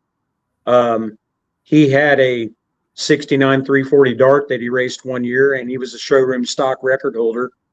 Cool. We'll be posting an article or a deal on him on Facebook. And then family took over. And then the story kind of tells me his wife said, well, we don't need two new cars. And so the 340 Dart prevailed over a big block Chevelle. And but then after that, he built a 55 Chevy that he raced out there. That's in some of the old photos that Shawn has posted. And then Ed he sold that car. Then over the years, he got another 55 and he raced it. And then it's, a street car, but he's got a beautiful 57 Chevy as well. But he's been a ton of information as well. His brother-in-law used to run a speed shop that was on 4th Street called L&G Speed Shop. So, back in the day, Salina had 4 speed shops that were around. You had LG, County Speed, Browns, and then you had Bill's Speed Shop. So, cool. Yeah, we only knew a Bill's Speed Shop back in our day, Gary. So, that's all. We had Mark, Brown Automotive and all that, and Salina Engine at one point down the road. But so. Kurt and Shelley say, what were you doing in my backyard? Oh, The Captain Kurt? Yes, the picture of the Captain Kirk. mongoose. He needs to bring that funny car. He needs that we got to have that funny car here. You got to bring that funny car. You got to bring Load it. it up, Kurt. Load it up. Load it up, Kurt. Yeah. Let's bring it. Yeah, we need him on loan. I snatched some pictures off your deal, and some of them are really cool. Like this is a cool aerial shot. Shows how big this thing is, Yeah. and all the cars. And yeah, So we're not real sure when, because this is known as the old Salina Airport. And then, Salina has two airports because you had Schilling Air Force Base. And we're not real sure when this one became non-functional, but, that little skinny side road, that is currently Markley Road now. That is a full road from Crawford to Magnolia. But, it's kind of that's a pretty good size runway too. But then you notice they're off to the left. There's a little go-kart track there that was where homes were at. So, you had some other alternative stuff out there. It was a lot of fun. So, And Rodney, this is the south, and it's facing north. Okay. And nowadays, what probably that northern third of it, you'd say, is like baseball diamonds, and it's there's a lot of stuff out there, but it's really chopped up that space. But yeah, there might be some other stuff out there too. Now I haven't been out there for a long time. Yeah, they're actually on the very north end. Salina is building a new fire station. So that one that always set up the road there a little bit, Gary, on East Crawford. They're getting a brand new station. So it's at the very end of it now. And then you have the ball diamonds. And then probably the whole northern, a very small percentage of it is all dog park. That's on the grass side. Really? On the east side of that. So, yeah. Because I had to get a permit to be able to do this here, and I got that a month or so ago. And the city, of course, regulates all this stuff out here. So one of their concerns was, we can't block any of the entries for people to be able to come into the old airport. And I said, no, we're not going to block any entries. People have to be able to walk and drive down the old airport road. And they said, well, you can't block off any people that want to come to the dog park. I said, no, we're not going to block anybody that wants to come off to the dog park. So, they had a few stipulations of things that they wanted to make sure that we weren't going to block off, or if somebody wanted to come out for this day. So it was kind of easy to get a permit, but they had different things that you want to make sure that we're not going to block off for other people that wanted to come out that didn't like the cars. It's like, you're not going to block off the ball diamonds. Like, no, we're not going to block anything off. So that's kind of the reason for no racing, because then you have to have barricades. You have to have all that. And you have to have traffic control. So when you start getting all that, even trash cans for whatever, you've got that, your level of permitting starts going up and getting crazy, and they've got to approve it. So that's why we decided to keep it simple. It's just a gathering, photo event, no racing, no burnouts, nothing as much as we'd love to, but yeah, we can't. Well, after the tournament we got today, I told like 3 people, and like, I don't know what you said, it's like 55 cars that showed up. It's like, well, this is more than we thought we was going to do for just a photo shoot. And a bunch of friends showed up. It's like, this is just such a great thing. I'm glad that you're doing this, and we can come out here and enjoy taking pictures at the old racetrack. And so it wasn't any big deal that nobody got to do any burnouts of racing. People just wanted, they like the race cars, and they like old stories, and they like to show their stuff. You don't always have to race. Some guys just like to sit and talk about their cars, or talk about your friends' cars, so that's what this is really all about. Just talking about old racing at an old location. Sounds great. Yeah, that's where we got the idea for the sign. Of course, then we'll have a light tree and everything out there too. But Yeah. Yeah. Well, the sign you duplicated looks great. It looks just like this. Oh yeah. Oh man, We found the right photos, and Shawn was able to get it to the guys at Sign Pro, and they did a great job. nailed it. I mean, it just looks great. Yeah. Now, earlier you mentioned, I saw a picture and there was a girl with looked like a flag, Are you going to simulate that in the photo too, I'm assuming? Is that what you said? That was the Playboy girl that they hired.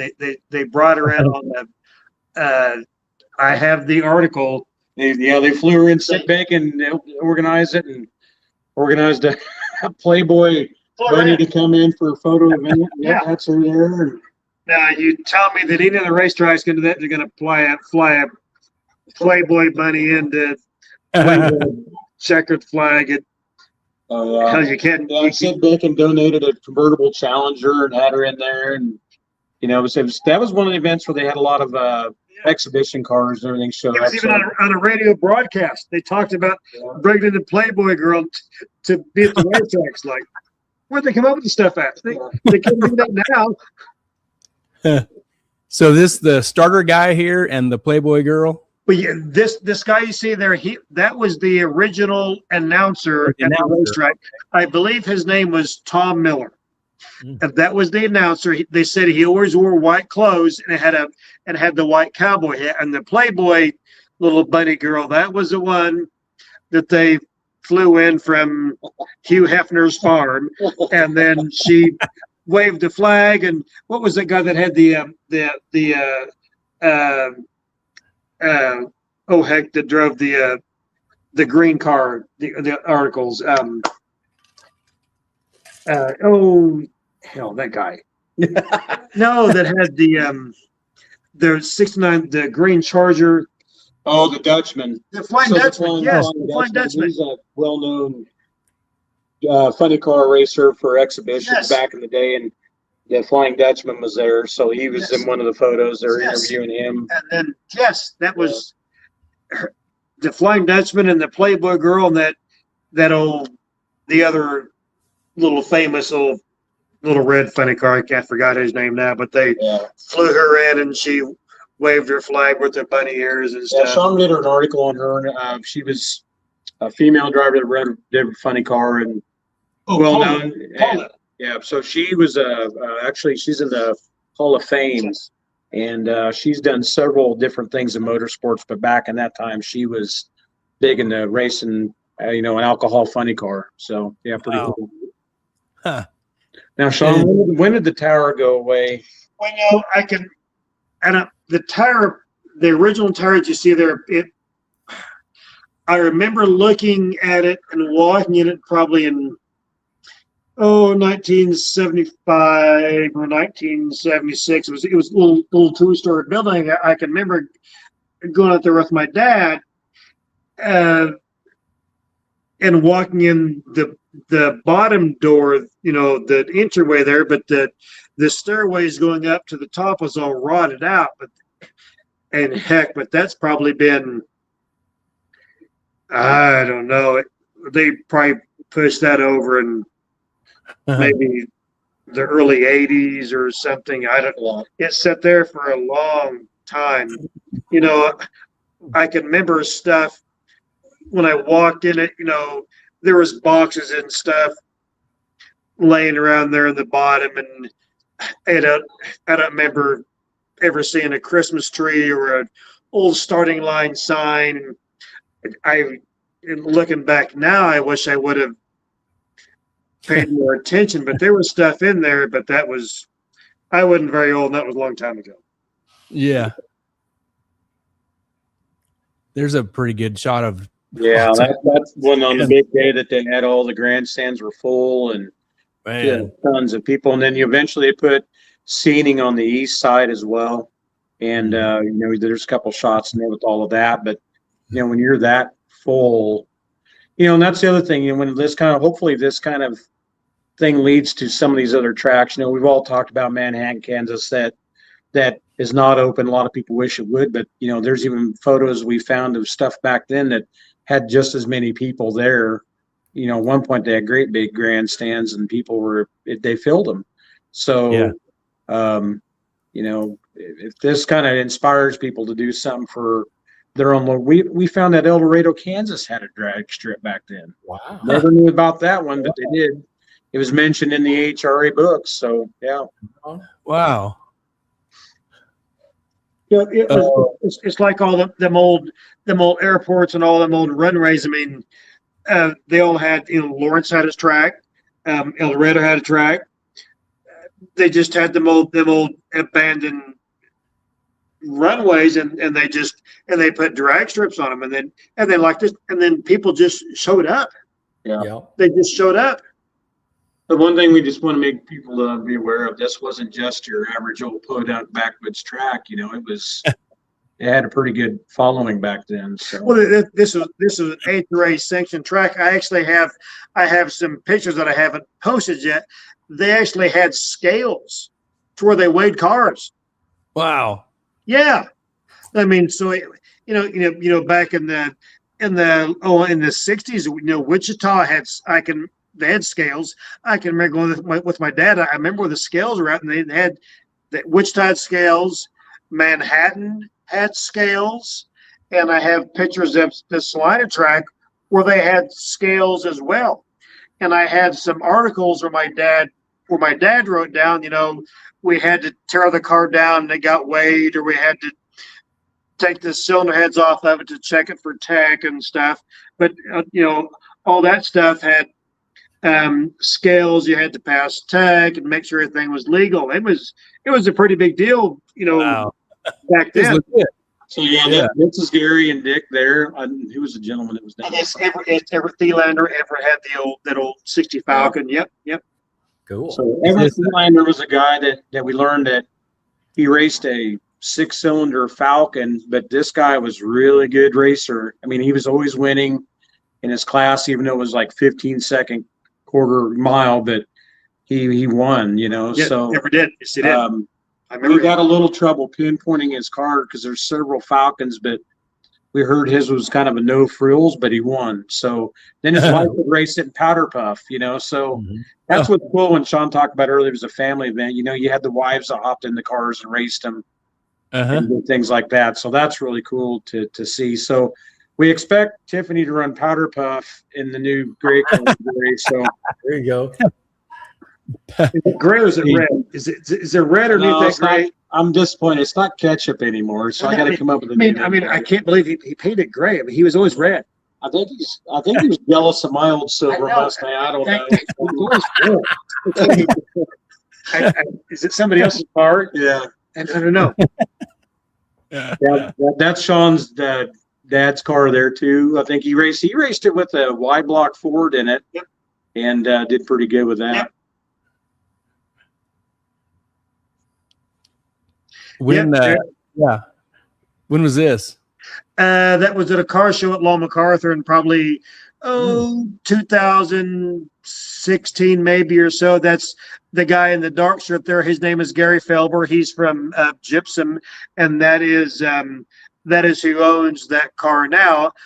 My dad and Dick they sold the orange 57 to Larry Hammerschmidt probably in 1970, 71, 72, and Larry Hammerschmidt owned that car for probably 15 years, and then Larry Hammerschmidt sold it to Gary Felber, and then Gary Felber's owned it since 1985 or so, and he did a body off restoration. It's a mint car now, and he's actually bringing it back here May 3rd. So I've told Gary, I said, the first two cars that are getting pictures at the starting line at Salina Raceway is going to be the wagon and that orange 57. Sure. That's going to be the two cars that are rolling through first. There you go. Yes. Wow. And how long has it been since you've seen that car? The last time I probably seen it was probably there, so it's probably been That picture. 6 or 7 years. Yeah, Gary gets it out a little bit for car shows every now and then, so he gets it out. Yeah. Cool. That car. Gary raced a car at Wichita. I mean, I have pictures when that car raced at Wichita back in the '80s, in the late '80s. Okay. Yeah. Yeah, it's got big block Ford in it now and everything. So he's brought it up to KKOA before. I don't think he's ran it out there at the track, but he's brought it up. Okay. I seen I snooped through your self-source Corvette. I think the door says Dwayne Somm, I think. Yes. Yeah. Okay. Some Yeah. Wichita stuff, right? Yeah. Yes. So like Gary, you and I talked about like we like to look in the background, So Yes. there's so many cool cars. Like this one, I fell in love with this car the minute I seen it in the pictures. And there's some other cool Corvettes in there, but yeah, Somm raced this one. So Somm Engineering. And Big Mike Schill, Big Mike's shop was in Dwayne Somm's in that old building. Yeah. Big Mike had that shop. Yeah. Mike Schill. Yeah, Big Mike. Yep. Dwayne shop. Because my Dodge motors have been built out. Big Mike Schill built me some Dodge motors, and the motor that's in the wagon that Mike built me came out of Dwayne Somm's old building right there, by there in Old Town, whatever. I know right where it's at, but I can't tell the address, but I can drive you to it. But that's Dwayne Somm's old building. I have a couple 3 pictures of Dwayne's old vet, and then I have actually a couple of.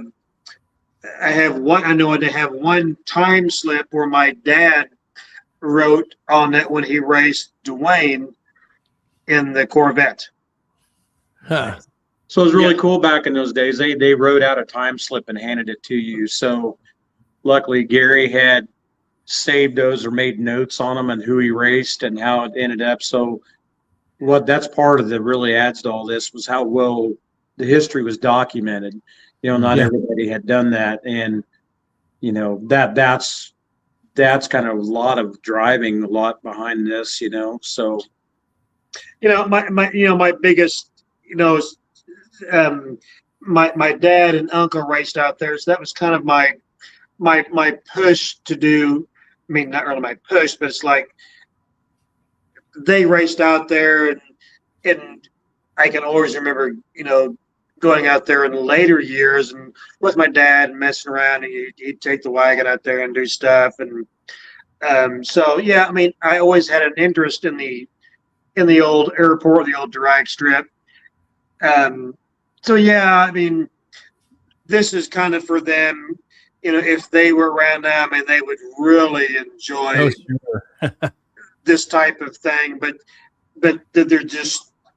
there's so many, there's hundreds of people that like the old, that like it out there, So it's a really good deal for everybody involved. And because you've been out there before, Gary, the location, and half of Salina's learned how to drive out there. So yes, that's where you took your kid. That's where I learned to drive a stick was with my mom's Camaro out there back in the day. So out there in the wintertime, I can remember taking my daughter out there in the little car. It's like, we're going to go out here. We're going to teach you how to do donuts. So I took her out there and hit little cougars. Like, you're going to go out there and spin donuts out here in the snow, and you can figure out how to keep it straight. So everybody knows that location. So it's a really, it's a good place. Everybody knows where it's at, and I'm glad that we have it here, and that we can do something like this and have people enjoy it. The other thing we kind of encourage, if there's people out there that their family members raced out there, then if they have any stories or information, because like, for example, Mike Gordon's got a bunch of pictures, things like that. Well, he had a friend that had a big photo album of it, and he shared it with Gary or with Mike. Mike called Shawn. Shawn went down and got a ton of photos out of this thing. cool. So that's the kind of stuff, even if these racers have passed, to get the story behind them, and then Mhm. Shawn can build a story for the page. That's what's really cool. But yeah, we found out this 55 Chevy was Donnie Brown's car. Donnie Brown, Mark Brown's dad. Mark Brown's Yeah. dad. So I heard the story from Ed Garrison that Donnie was one of the first to have a big block Chevy out there, and that was in this car. Oh, So good there's taste. only a few people that had him, and Donnie was the first. But back then, he didn't have the engine shop. He was managing a couple gas stations in town. So that's cool to hear about too. Do you think that this will be a one-time deal, or will you kind of review after it's done and maybe do it annually? Well, and I talked to the guys at the city here. They said, "Are you going to do this every year?" And I said, "Well, no. I mean, I'm going to call this like a one and done thing. So I don't know. We'll see how it goes. I mean, I don't know. I don't know. We'll see what happens. Right now, it's pretty fun. Everybody's interested in it. So Yeah, we'll kind of get the feedback from everybody and see how it Yeah, comes that's out. fair. So, yeah, That's it's old Donnie Brown stuff there. Brown Automotive. Yep. That's awesome. Donnie had a lot of stuff. I mean, Donnie had a Vega that he pro stock race too, so that wouldn't. Yeah, Donnie was in a very respected engine builder and had different vehicles. So Does anybody know where this car is now? Donnie Brown was a superstar. What'd you say, Rob?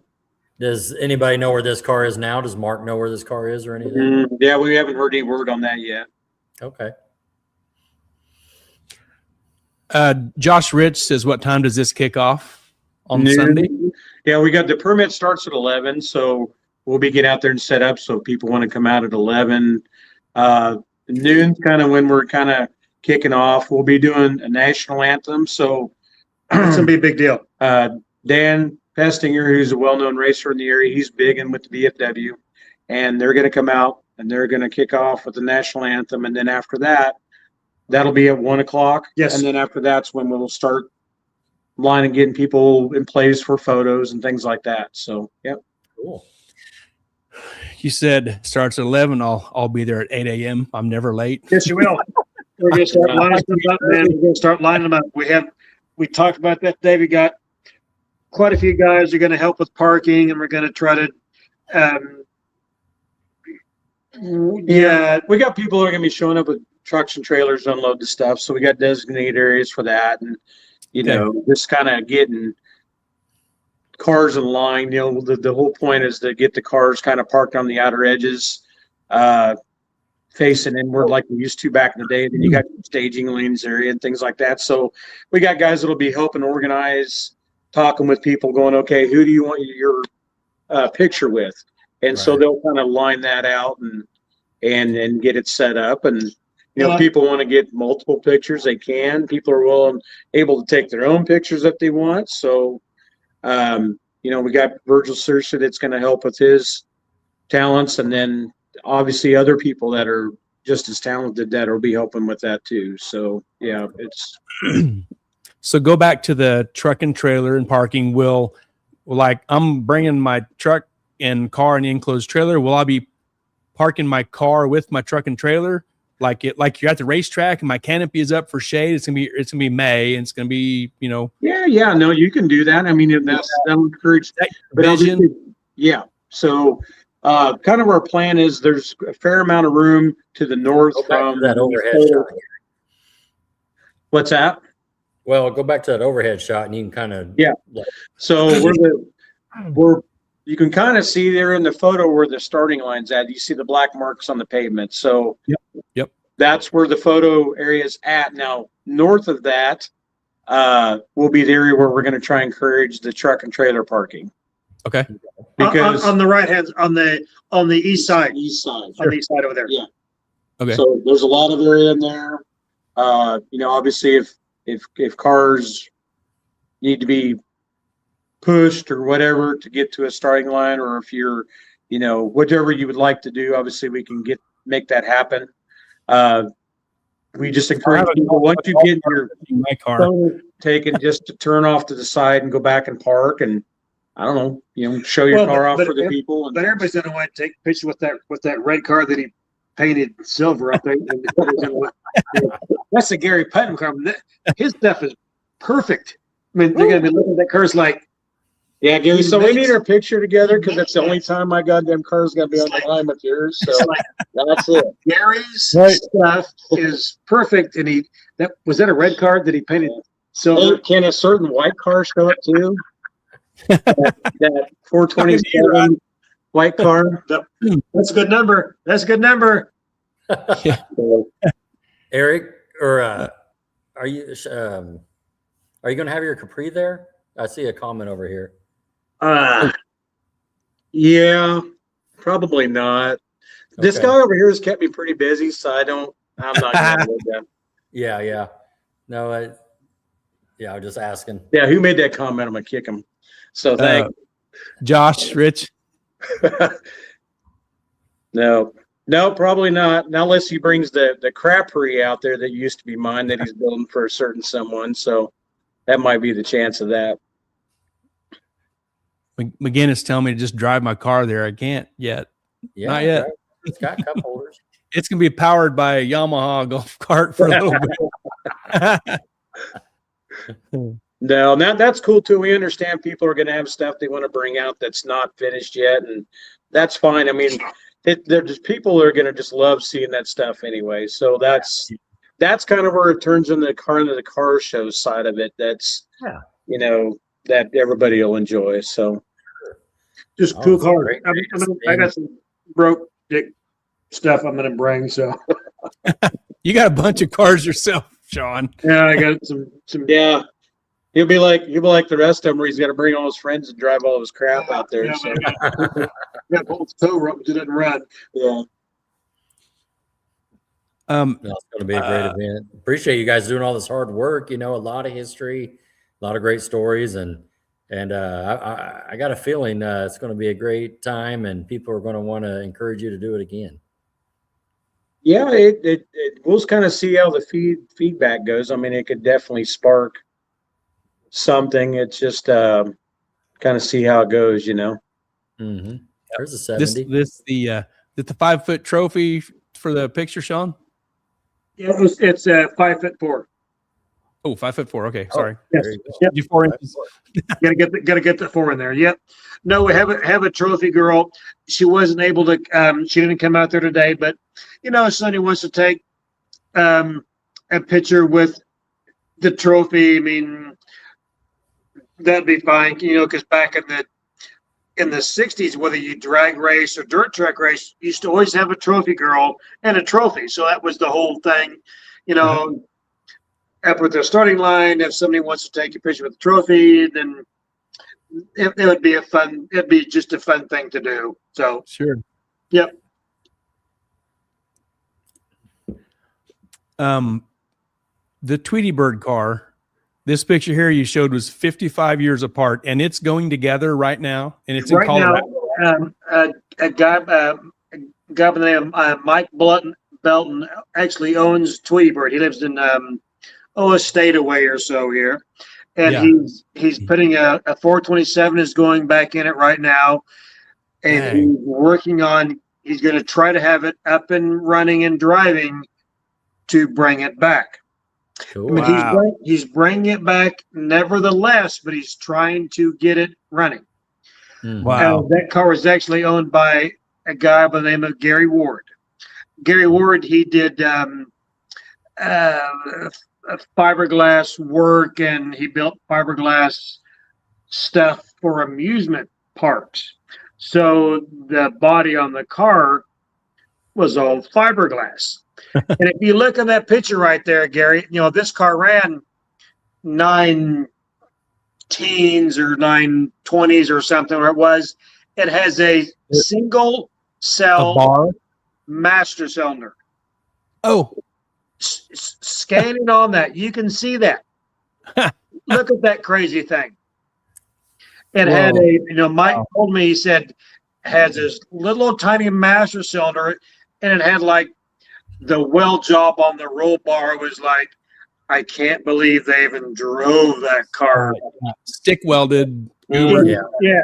Well, I Yeah. mean, what are you gonna? I mean, nobody will like Gary Putnam in 1968. So that was a toothpick welded thing with a single cylinder master Hey. cylinder, and to run something that fast would probably not a good thing. But actually, he actually did roll the car. The first pass, he actually rolled the car. First pass in 1968 or 1969, rolled it, crushed the Weber carburetors on it, and they were all upset. And everybody got their feelings hurt, and they had to fix it and repaint the car. And it's kind of a bad deal. The janky cage must not have been too bad. Well, If he nobody did- got hurt. So I mean, yeah, I guess that was. I'm not sure what the IHRA or the AHRA specs were back then for getting that. But Right. Yeah. yeah. Wow. Yeah, the tech on that car is probably like the tech on the Manhattan cars. You just take yourself and you go ahead and you send it.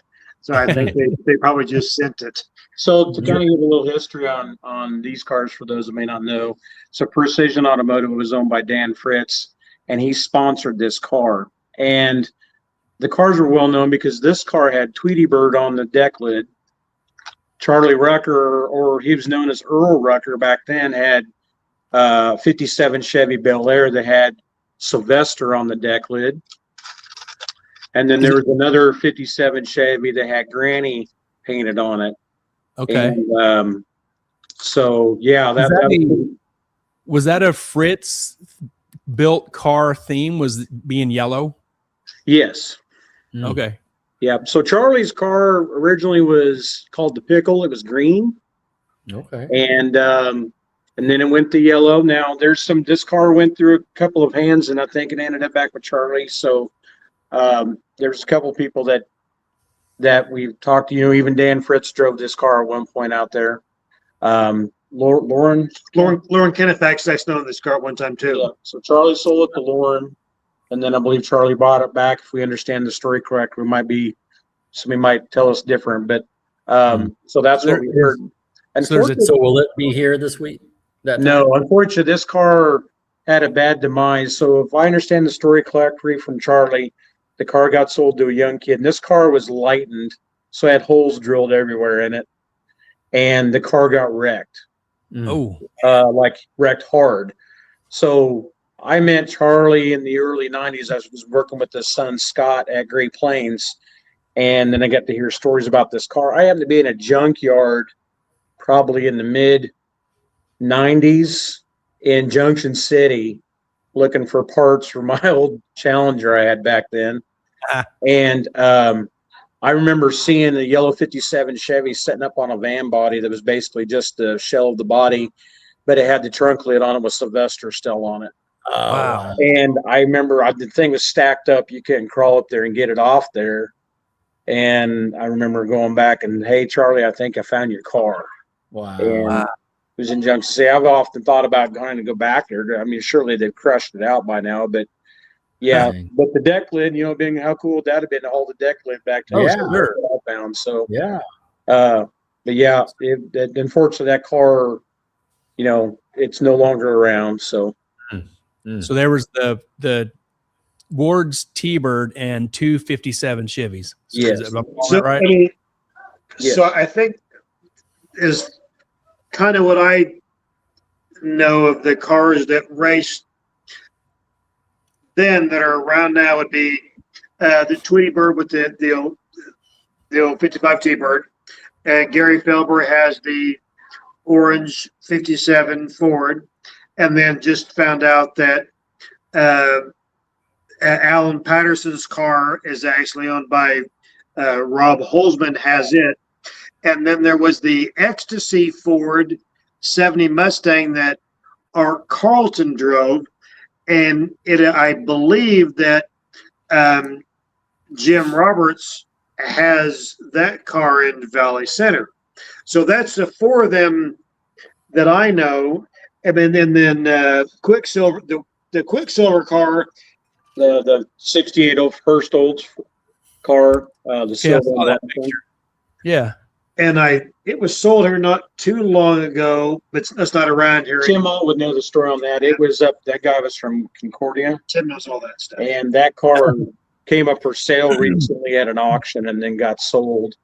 Wow. But there's a picture of a 70 Challenger TA that's in there too that had Sid Bacon Dodge on the side, and that car is currently owned by Dennis Russell, who lives here in town. He used to own Crane Rental, and that car has been restored. He has that car. Wow. So yeah. I don't know if you remember, I can remember years and years ago, there's a guy by the name of Bobby McDonald, and he raced an old flathead Ford dragster, and he raced it at Wichita, and I don't know whatever happened to that dragster, but I have stuff. I have a couple pictures of him that I have never posted when he raced here, but I do remember him racing his flathead dragster at Wichita, and I don't know whatever happened to Bobby's his old dragster, where it went or who ended up with it. Tim Alt says Quicksilver 68 Hearst Olds is in Oklahoma City. Okay. Nice. Yep. Well, Tim would know. Yeah, I think Tim showed a photo on the Facebook page of what it currently looked like, and I think it still had keystones on it. So that's really cool to see too. So yeah. The other story, if I understand correctly, is the original motor out of that car ended up in one Eric Smith's Oldsmobiles. Oh, cool. the old green Oldsmobile? Yeah, I think so. If I understand correctly. Now, some of you might tell me different on it, but that's what I thought I'd heard. So that's kind of cool. I know you don't want to hear this or talk about this, but it's being asked, and I was curious also. Any secondary date in case of rain? What's plan B? It's not going to rain, so we're not going to talk about that. We do need to consider that, yes. No, it's not right. Oh, yeah. We're May 3rd. All right. Sunday, May 3rd. No rain dances. Nope. Get your Indians out. Get them all out. Get them dancing around in there. No, you don't want rain No, dance. they're not going to rain. We're good. No, Good question, but nah. May 3rd. Yep. We're done. May 3rd. Wow. You think he hasn't lived in Kansas long enough? I don't know. Stop. Right. May 3rd. It might snow tomorrow. Yeah, it'll be like snowing tomorrow, then bikini weather the next day. No, May 3rd. Well, that was what last week. It was 91 one day and 48 the next, or Yeah. 38. Yeah. Well, Terrible. Stupid. Yeah. no, we're good. May 3rd. May 3rd. Okay.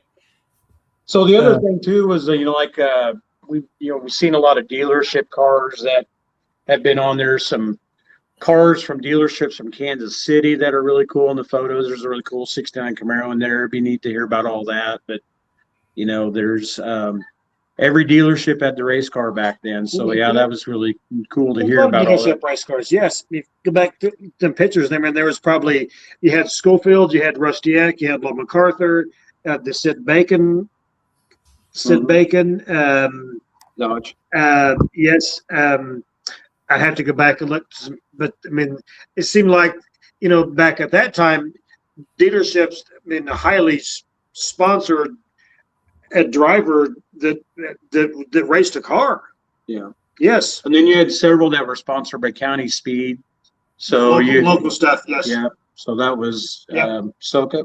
SoCup. Yeah. Yep. SoCup's had County Speed Center. You had the County Speed Center. You had Precision Automotive, Bill's Speed Shop, L&G, and Yeah, they were on 4th Street.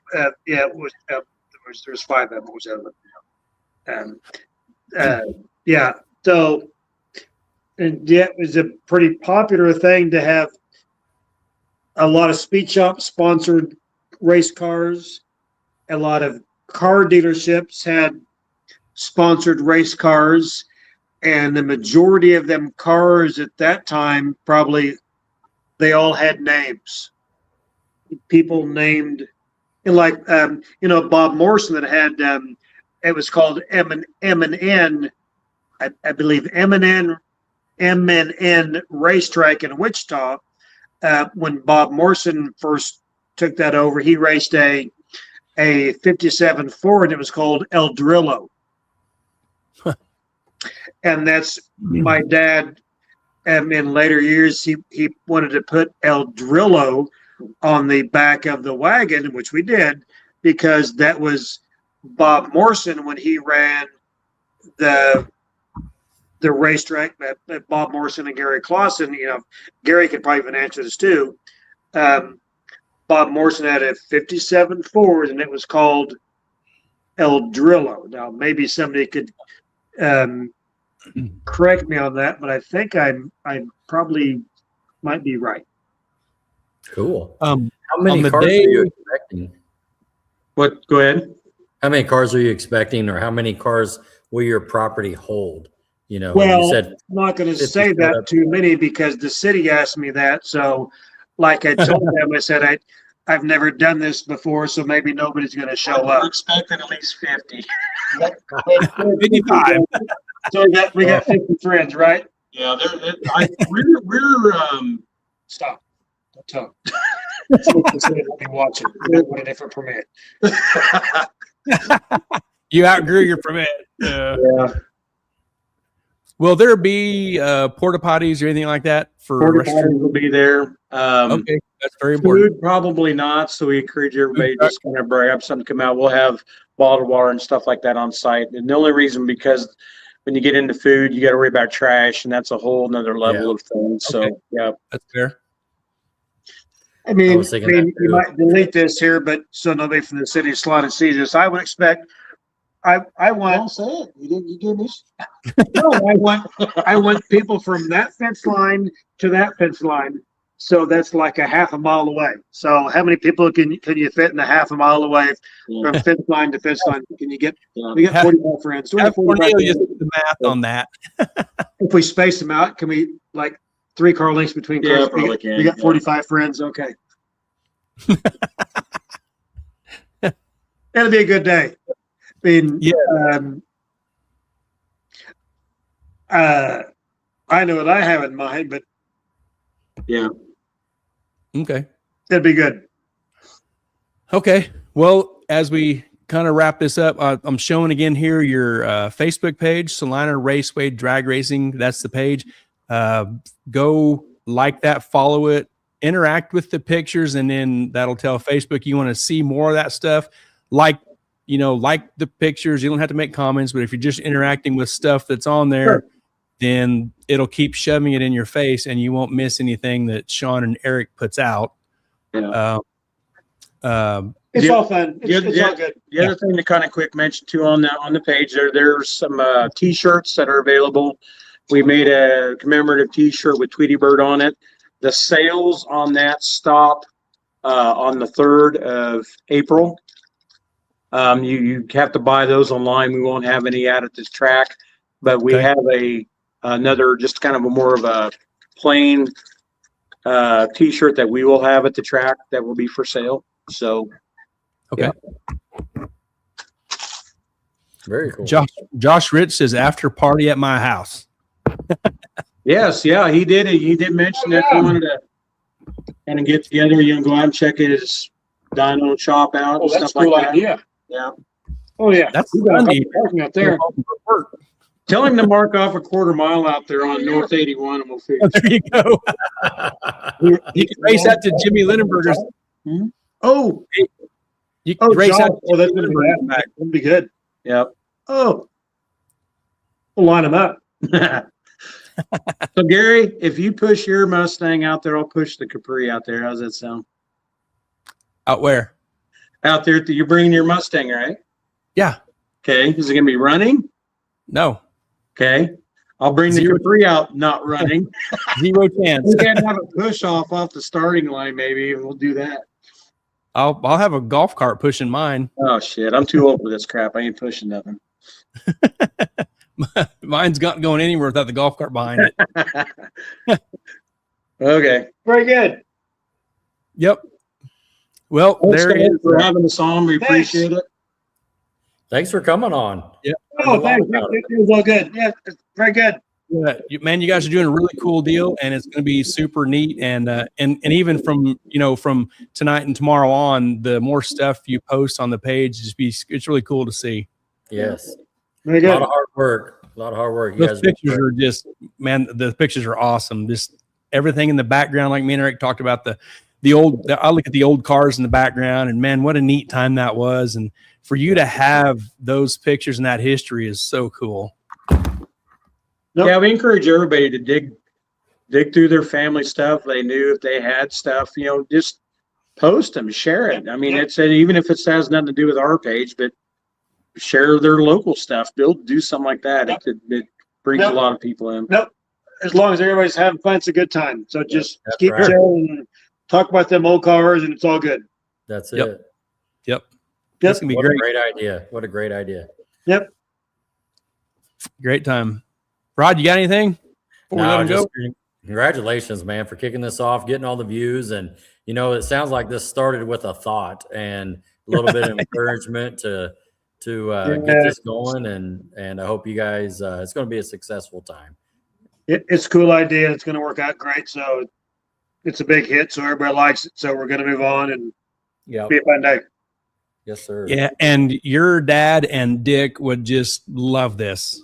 Oh man. Oh yeah. Yeah. They'd be, it's really cool. It's like, yep, here we go. There you Let's go. go. Let's roll them through. They were cool Wow. dudes. You're bringing the history back. And that's what's, Yep. that's Let's roll them through. Yep. All right. Well, we're going to let you guys go, and we're going to wrap this up. And Thanks, guys. Thank you, man. You did a Thanks for great your time job tonight, Sean, Eric. Thanks a bunch for your time. All right. Have a Thank good one. you. Okay, we'll talk to you soon. All right. Right. Good night. All right. Man, a lot of info there. What a A cool lot of deal. info. I was trying to keep up. I was writing some stuff down, and I was going to ask another question, but I didn't want to interrupt. But because I wondered, if Vern Holzman's javelin, they mentioned that right. as well with the Holzmans being red, and Yeah. I didn't know if they got a hold of Bobby Stahl to get that out there for a picture. Oh, that's right. Bobby's Since got he owns that. the car. It's in Wichita. Sure. And I was curious too about Dwayne Solms's Corvette, because I've had Dwayne build some motors for me back in the 90s, and he had pictures of that Corvette in his little office space, and so that was cool to see that picture tonight, because I've seen it in his office space, when I went in there to talk to him. But and Alan Patterson's 55. yeah, right. And I knew that was. I've seen that at Vern's personal garage. I've been inside it, and so I've seen the car, and it's red, but yeah, and of course I've seen it racing at Wichita too back in the 90s. But yeah, it's just cool, just bringing history back to life, and it all started of an idea, I guess. Apparently, if we paint this sign, will they come? And Right. And he and I found didn't the old know starting line spot, the trees, and all that stuff, and he that's what I found was where trying the to figure out your parking and how you're. I'm glad we went back and kind of went over that. It looked like Kurt might have been concerned about his rig being too big to come. I don't know, but it looks like there's plenty of area. I like the idea, and then hopefully it's a real good success, and then keep it going. Just keeps it going. Yeah, it's gonna be a really cool deal. I keep thinking about what I'm doing in my car, and it's like sometime I need to, bolt on some bigger stuff. Like I got to put the seats in it, hang a turbo on it, and I won't have exhaust done Just by then. But, Make it place look more. you want to say? Yeah, more like a car. Yeah. Sure. The darn parachute mount's going to stick out of the back, that far, just so I can put the push pin on it for the bar. And no parachute, no wing, but that he don't care. That golf cart be handy that day, but yeah, it don't matter. I mean, it's all about being there and showing what you got and talking about what you're going to do. And it sounds like they're going to rename your car for you. I heard Red quite a bit and Catch Up. Sure. I didn't realize your nickname was Mr. P. So I've learned a Sean. lot. And, Sean has called me that forever, Mr. P. I wrote that down, and I'm saving it for our group chat. Heavy on the Mr. Right, Mr. And you got Goose on here, so you're in trouble. You know what I mean? And with the Mr. P. But no, Sean has called me that for 20 plus years. That's awesome. Hello, Mr. P. Yeah. Good I love it. Oh, that was cool. That was a great. So I was going to ask too. You would know this. That airport, like Arc City, that track's an airport, but it was military government. The airport there that was shown tonight, is that city or is that military? I don't know, because like Schilling Air Force Base was on the other side of town where the regular airport. Like I just don't know the facts behind that of who used that airport. Right. But it's big, it's huge. Yeah. Now, right now, you're talking about the ballparks and the diamonds and all that, but like right now, could you drive there? Because they were talking about how they were practice driving and stuff. Could you drive there right now and drive around on that concrete? Yeah. Oh, okay. Yeah. Okay. Because these, I'll pull this back up. This is the little skinny road on the left. Yeah. That's Markley Road. That road runs north and south. It's called Markley Road. The north end of it ties into Iron or Crawford, because it's East Crawford Rec, and then the south end of this ties into the East-West Street. I've lived there for a while. I'm losing track of the streets, but that's a regular city road now that runs north and south. They take to get to the ballparks and stuff? I'm assuming the dog park and everything. Okay. Yep. And then in the middle of that, in the middle of it, see the angled roads that pull into there. It's still like that. Those little roads are angled like that. Yeah. Right. And that would be the way back in the day. Yeah. So what about the bigger like landing strip, the main pad there, that whole stretch? Does it have dead ends on each side, or does it connect to something where you can drive? Or is it like, you know what I mean? Does it come to barricades? I don't remember what's on the, past the ball diamonds. I don't know, because that was, stuff we never accessed. But on this south end here, I don't remember if there's like highway barricade stuff there. I don't remember. Yeah. And like this photo, like it's, it's probably a airplane photo or whatever, but there's a water tower right here. It's probably actually closer to the runway than what this picture is, but there's a water tower right here. Jim's helping me out there. Yeah, it's Magnolia Road that's down here, east and west, and the other road is Crawford. The far road. Okay. Yeah, the road up north. Yeah. I got my mascot here tonight. She slipped. Oh, Ginger is in the house. I see her ears. Yeah. Yeah, man. Just laying here listening. All the car people in Salina have been out there. And I can remember like in the, I'd say mid 90s to late 90s, kind of when they kind of cracking down on what you could do out there. Right. If you could sneak out there and do a little racing or something and sneak out before the cops came, you was doing good. You were having fun. It what? I mean, I don't know if you want to talk about it. You can shut me down, but I heard something about a golf cart incident or something. Did something happen or something? They kind of I don't know. I don't know about that story. I don't know. Yeah. Okay. I just caught that. Yeah. Them talking to each other, because it sounded like it was going really good, and all of a sudden something happened, for it to stop. Oh, I think he's talking about the golf course came in and that's what the golf course neighboring to the west there, and a bunch of housing. Yeah, the golf course takes up a giant chunk of that real estate on the. And then the houses came in. They said it's making too much noise.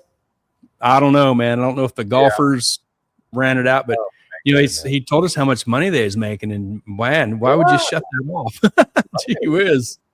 Well, and speaking of that, did you see that Topeka there, the state passed something this week, right? Like unanimous. Yeah, for the noise deal. That's I kind of forgot about that. We should have brought that up and talked about that. Yeah, that's a good little thing for Kansas. They get, just because let's just say kid out here, WIR, kid, just because they're building houses around there now, you can't come and say you got to stop at midnight or something, Right. So they were there first. Yeah. So. Or you can't come in and shut down the track or whatever. Right. But it was there first. Yeah. Go live somewhere else. And in a unanimous vote, like what was it? Yeah. I'm making some up, like 121-0. Yeah, it was a landslide. Yeah. It was a landslide. And that's good stuff. I was thinking about the rain question as well. I saw that, Shawn like, shut her down, So, that's right. But hopefully it all works out. make a good point Yeah. about a canopy. I was wondering about food trucks and that sort of thing. Looks like, bring your own food because it'll Yep. be a full day. You know what I mean? Yeah. 11, 10, 9. I'll probably leave here at 8, 9 o'clock in the morning. So, yeah.